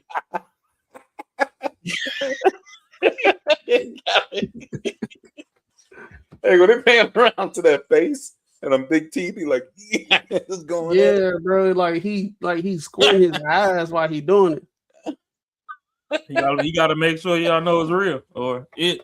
You gotta let y'all know. You know what I'm saying? Marcus was having a hard time, so I was like, I bet I had to give it. That 10 seconds of that one's better than 1 second of the old boy. Come on, man. Man, I'd rather have a fake face. But no, man. But in all seriousness, though, that's the conversation that we have, man. That's what we're talking about. Don't worry about what my girl at. Worry about yourself. How about that? She waiting for you to quit begging. How about that? She said, "Tell that hoe to stop begging." That's what she said. Get that crunchy part out your drawers before you come talk to us. Got that tacky ass outfit on in your profile picture. I'm on your head today. Oh yeah, I'm on your head today. It's Tuesday. We on y'all head today. Yup, on y'all head. Why y'all up instead of being next to your woman? Don't worry about it, because all women understand what we building over here. Why you ain't up under your man? You ain't got no man because you too busy in here talking to us. Why your man letting you talk to other men? Why you ain't worried about your fucking self? How about that? I got a question. Why your rose toy clogged? Why so snotty? Why you ain't got no cleaner for it? Why your panties got a crunchy part? When it's cold outside. Why the armpit of your bra got fucking halo stains on it? How about that? Hey, she got a pigeon on her shirt, don't she? Yeah, she got a pigeon on her shirt or a duck, whatever the fuck that is. Pretty bird. Like she really thinking of something. Got the finger on her little like, what you thinking about? It's pandering, bro. She got the cup in her hand and she got an Aflac commercial. She think it's sponsored. That's the Aflac bird. I think she a little cross-sided. Oh no. Oh, shit. Look, I guarantee she thought this picture was cute. Ooh, this one here gonna kill him. This one here gonna kill him. And I'm looking away outside at the field and shit. This one here gonna kill him. AI profile pic done wore lace front so much the edge is burning. That's why they can't pull that scarf all the way up to the front. Ooh. She on break from cleaning toilets. She throwing some heaters in there. Your mama dirty. She on the toilet. She sipping coffee on the toilet. Matter of fact, it look like she creeping outside her side dude window. Who's that creeping out my window? All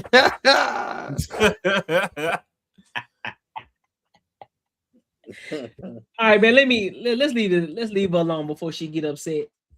You know what I'm saying? Leave her alone. We gave her enough attention for the day. She'll be all right. She'll be back. But yeah, any final thoughts on that topic? Yeah. Oh nah. Final thoughts. Man, you the sacrificial lamb of the world.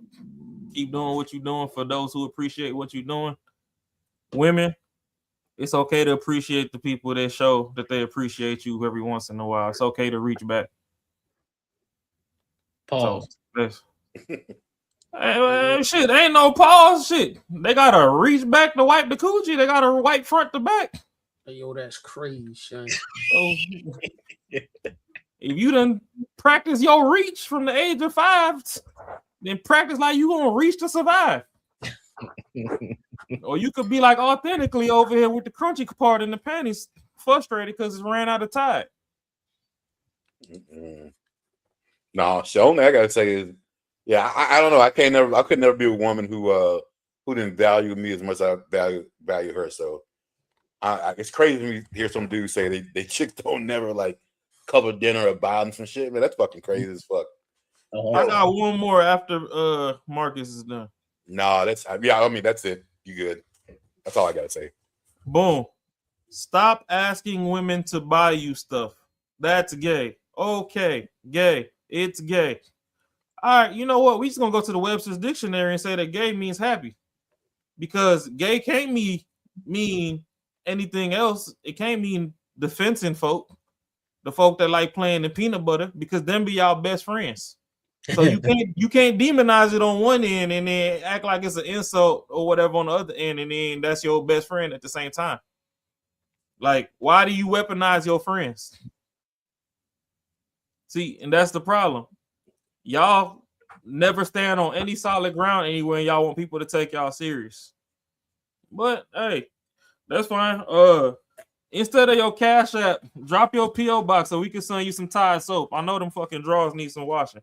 Ooh-wee. I'll send you some complimentary pine salt too, just so the house can stay clean. It ain't smell smell like mayonnaise and pickle juice in that thing. Shit, it's nighttime. Them motherfucking cockroaches twerking under the microwave. They think it's a club in Moscow right now.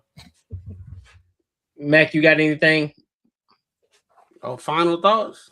Yeah. Nah, bro. Not this time. Not at this time, brother. I got you. I said not this time, dog. I ain't got nothing, man. Just let's see. Nah, I ain't got nothing, bro. Y'all keep making some money. That's a fact. That's a fact. I'm with it too. I mean, at the end of the day, listen to the people that's commenting, you know, the fake trollers who want to be trolls and they suck at trolling. We'll appreciate y'all dusty asses too for commenting. You know what I mean? One day you will learn. One day you will figure it out. Hey, Courtney, you want to know the beautiful thing about raising yourself? What's that? All them family insults, friend insults, and all that other shit that people try to throw out, it really don't stick nowhere. It don't. Like, mom ain't help me do homework. She ain't help me do shit. So you could talk all the shit you want about her. She's still great in her regard. Exactly. You're still a miserable bum bitch. What the fuck that got to do with me? Hey, you can't even have a. She hadn't said anything that was valuable in the comments. All she was doing is trolling, which was trash trolling anyway. Y'all need to figure out. Y'all need to go to a troll school and figure out how to troll some people properly, because y'all fucking suck. That's one. Join the Patreon. I'll teach Troll Academy in there. There you go. I think y'all need to, with the trolling, y'all gotta come up with some new stuff instead of saying the same stuff other women been saying. Just calling us, just saying that people gay and talking about our mom. They barely buy new toys. All they know how to do is recycle the same old bullshit. Like talking about my dead mom or grandma and stuff. That do not fade. Like, it's been overused. Like, for real. Like, that's it. Like, it don't even. It's crazy. This only affects someone who's in like middle school. like you know what I mean? Like when you're in middle school, you said dumb shit like this, right? Like, hey, check this out. You know the beauty about this one right here? You talking shit on women. This is where a lot of y'all that ain't make it past the third grade start conflating situations. We talking shit on bum bitches like you. Women different. Women know their place. Women know they work. Monolith. Women know that they love. Women know that they protected. Bum bitches, y'all can get hit in traffic and we yelling World Star. We not lose. It's 50 of y'all fucking created every hour. If you were street smart, you would know how to critically think. So that lets me know you're not street smart at all. You may, and I couldn't even. I was about to give you grace and say you're book smart, but the way that you're writing your sentences, I can't even say that. Hey, you start all your sentences lowercase. That's kind of weird. YouTube University degrees do not qualify as college grad. I'm sorry. Hey, Courtney, okay. She was expecting us to be like the dude off of Lil Jon's. Don't be talking about my mama. Well, sadly tonight you seem to be the only one we came across. So thank you for calling yourself what I just told you. Authentically. Right. You the only one we came across. So damn, you talking about yourself. Ain't that some shit? But hey, like, comment, share, subscribe, join the Patreon, and Bosley Raw will be teaching Troll Academy so you can be better off than people like this in the field where we keep it real.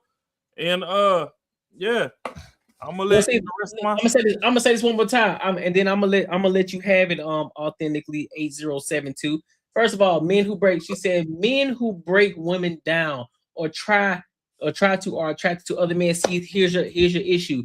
See, what you don't understand is this: you don't know any of us. That's one. You don't know what type of women we have encountered. You don't understand the experiences we have had with different women. That's why we're able to talk on these women. We're not just sitting behind the desk just talking. We've had these experiences. So with that being said, you don't know what the fuck you're talking about. That's one.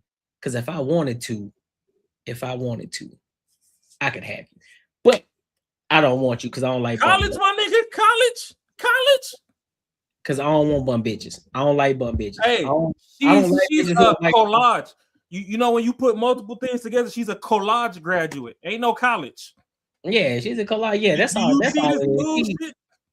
She look. That's what I'm saying. You can't even have a. She can't even have a logical. She can't even have a logical conversation. She don't know how to think critically. She can't think outside the box. Anything that's said about a woman is man bad or you hate women. Where the fuck did we say that we hate women? Hey, Courtney. Everybody on here deals with the woman. And none of them, guess what? Not one man is speaking ill about the woman that they deal with. Hey, Courtney, check this out. Men who break women down or try to, mind you, I'm adding the punctuations as we go because it's just a run on. You're right. Live real life, PJ. Men who break down or try to are attracted to other men, incels. Guess what? Women only like men that break them down. What the fuck do you think sex is? What you think dropping off good D is? What you think putting you through the mattress is? It's breaking a bitch down. That boy is good. But it's been another episode of some bitches, not women, some bitches ain't shit. Tune in next time to Real Nigga Conversations with Real People. Only I don't get. She up here talking mad shit to all of us, and gonna sit here and say like, we putting her down. Did she not the fuck see all the shit she been writing? Like, I don't understand. Like, this is stupid. We gave her too much shine, bro. That's our fault. That's our bad. We gave her too much shine. We gonna let her rock out. No. We did exactly what we did because that coincided with some of the stuff we were talking tonight. Some women are very unaware of how they carry themselves, and unfortunately, she don't. And this is like one of the prime examples. How much are you authentically selling it for? And you have someone like Sharon fucking right next to a fucking champion her own. Yeah, you tell them. I bet what you were saying wrong. She calling us like this. I was just saying, man, this is just one of the things where it's on display. Some women, they women and people, but we talking about women, they really don't know how they come off. They think all this right here is justified and it's cool, but it just shows you everything that we be talking about, and it ain't enough trauma. She might got some trauma. You know what I'm saying? You know how we use that loosely. That's the reason why we can't fault her because she might got some trauma. That's the reason why she talked to us like this. Why you want to try to slap us? Why you gotta slap our mom? Why you want to try to slap us? We talking to you. You ain't talking to our parents. Cause guess what? You ain't stupid enough to do nothing like that. All right, but Courtney, see, the problem is they think because we talk the way that we talk, that we ain't got strong backings behind us. Facts. If you even raise your hand in my mama presence, all you're gonna see is that cutscene credits where it say that Robert E. Wild or whatever, and you hear the song playing, you gonna hear them saxophones. Raise your hand. I dare you. Because we grown ass men and we wouldn't even do that towards our own mama. So that's how we know that the middle of your panties crunchy. Well, you got more disrespect towards women than anybody else because you talk about slapping somebody's mama. So you going against the very thing that you up here telling us that we talking about. You see how dumb you are? If you let them talk long enough, they contradict themselves. You see how stupid you are? Hey, bro, listen, bro, we're not gonna address this person anymore. We're gonna call it because now she's contradicted herself again. She got caught up in herself, and now she's getting emotional. So we're not gonna leave it be. But hey, I'll leave it. But this is exactly how women do. They will say the most fucked up shit to you, and for some reason they don't recognize what they're doing, and then once you react, there's a problem. Yeah, that's facts, bro. Hey, authentically, guess what? Mommy be authentically watching the pod. She like what we say. Exactly. She gonna send you some Tide Pods though. We know it's dirty over there. Send some Tide Pods. I got you, Fi. I'll make sure I add you on that, big dog. Don't worry. Don't worry. Authentically, we authentically invite you to come back and tune in to more conversations. You'll see moms up here. They be in the chat. Yeah, they're gonna say, I'm telling you, bro, she gonna have to start paying the tariff, bro. I ain't got time for these bum hoes. They gonna have to start paying tariffs. I'm not bringing nobody else up. I ain't highlight nobody else until they start paying tariffs. Hey, God love me. He ain't gonna punish me. You the one with the itchy wig. He said with the itchy wig. Yeah, that's that itchy wig syndrome. That's why they can't never sit still.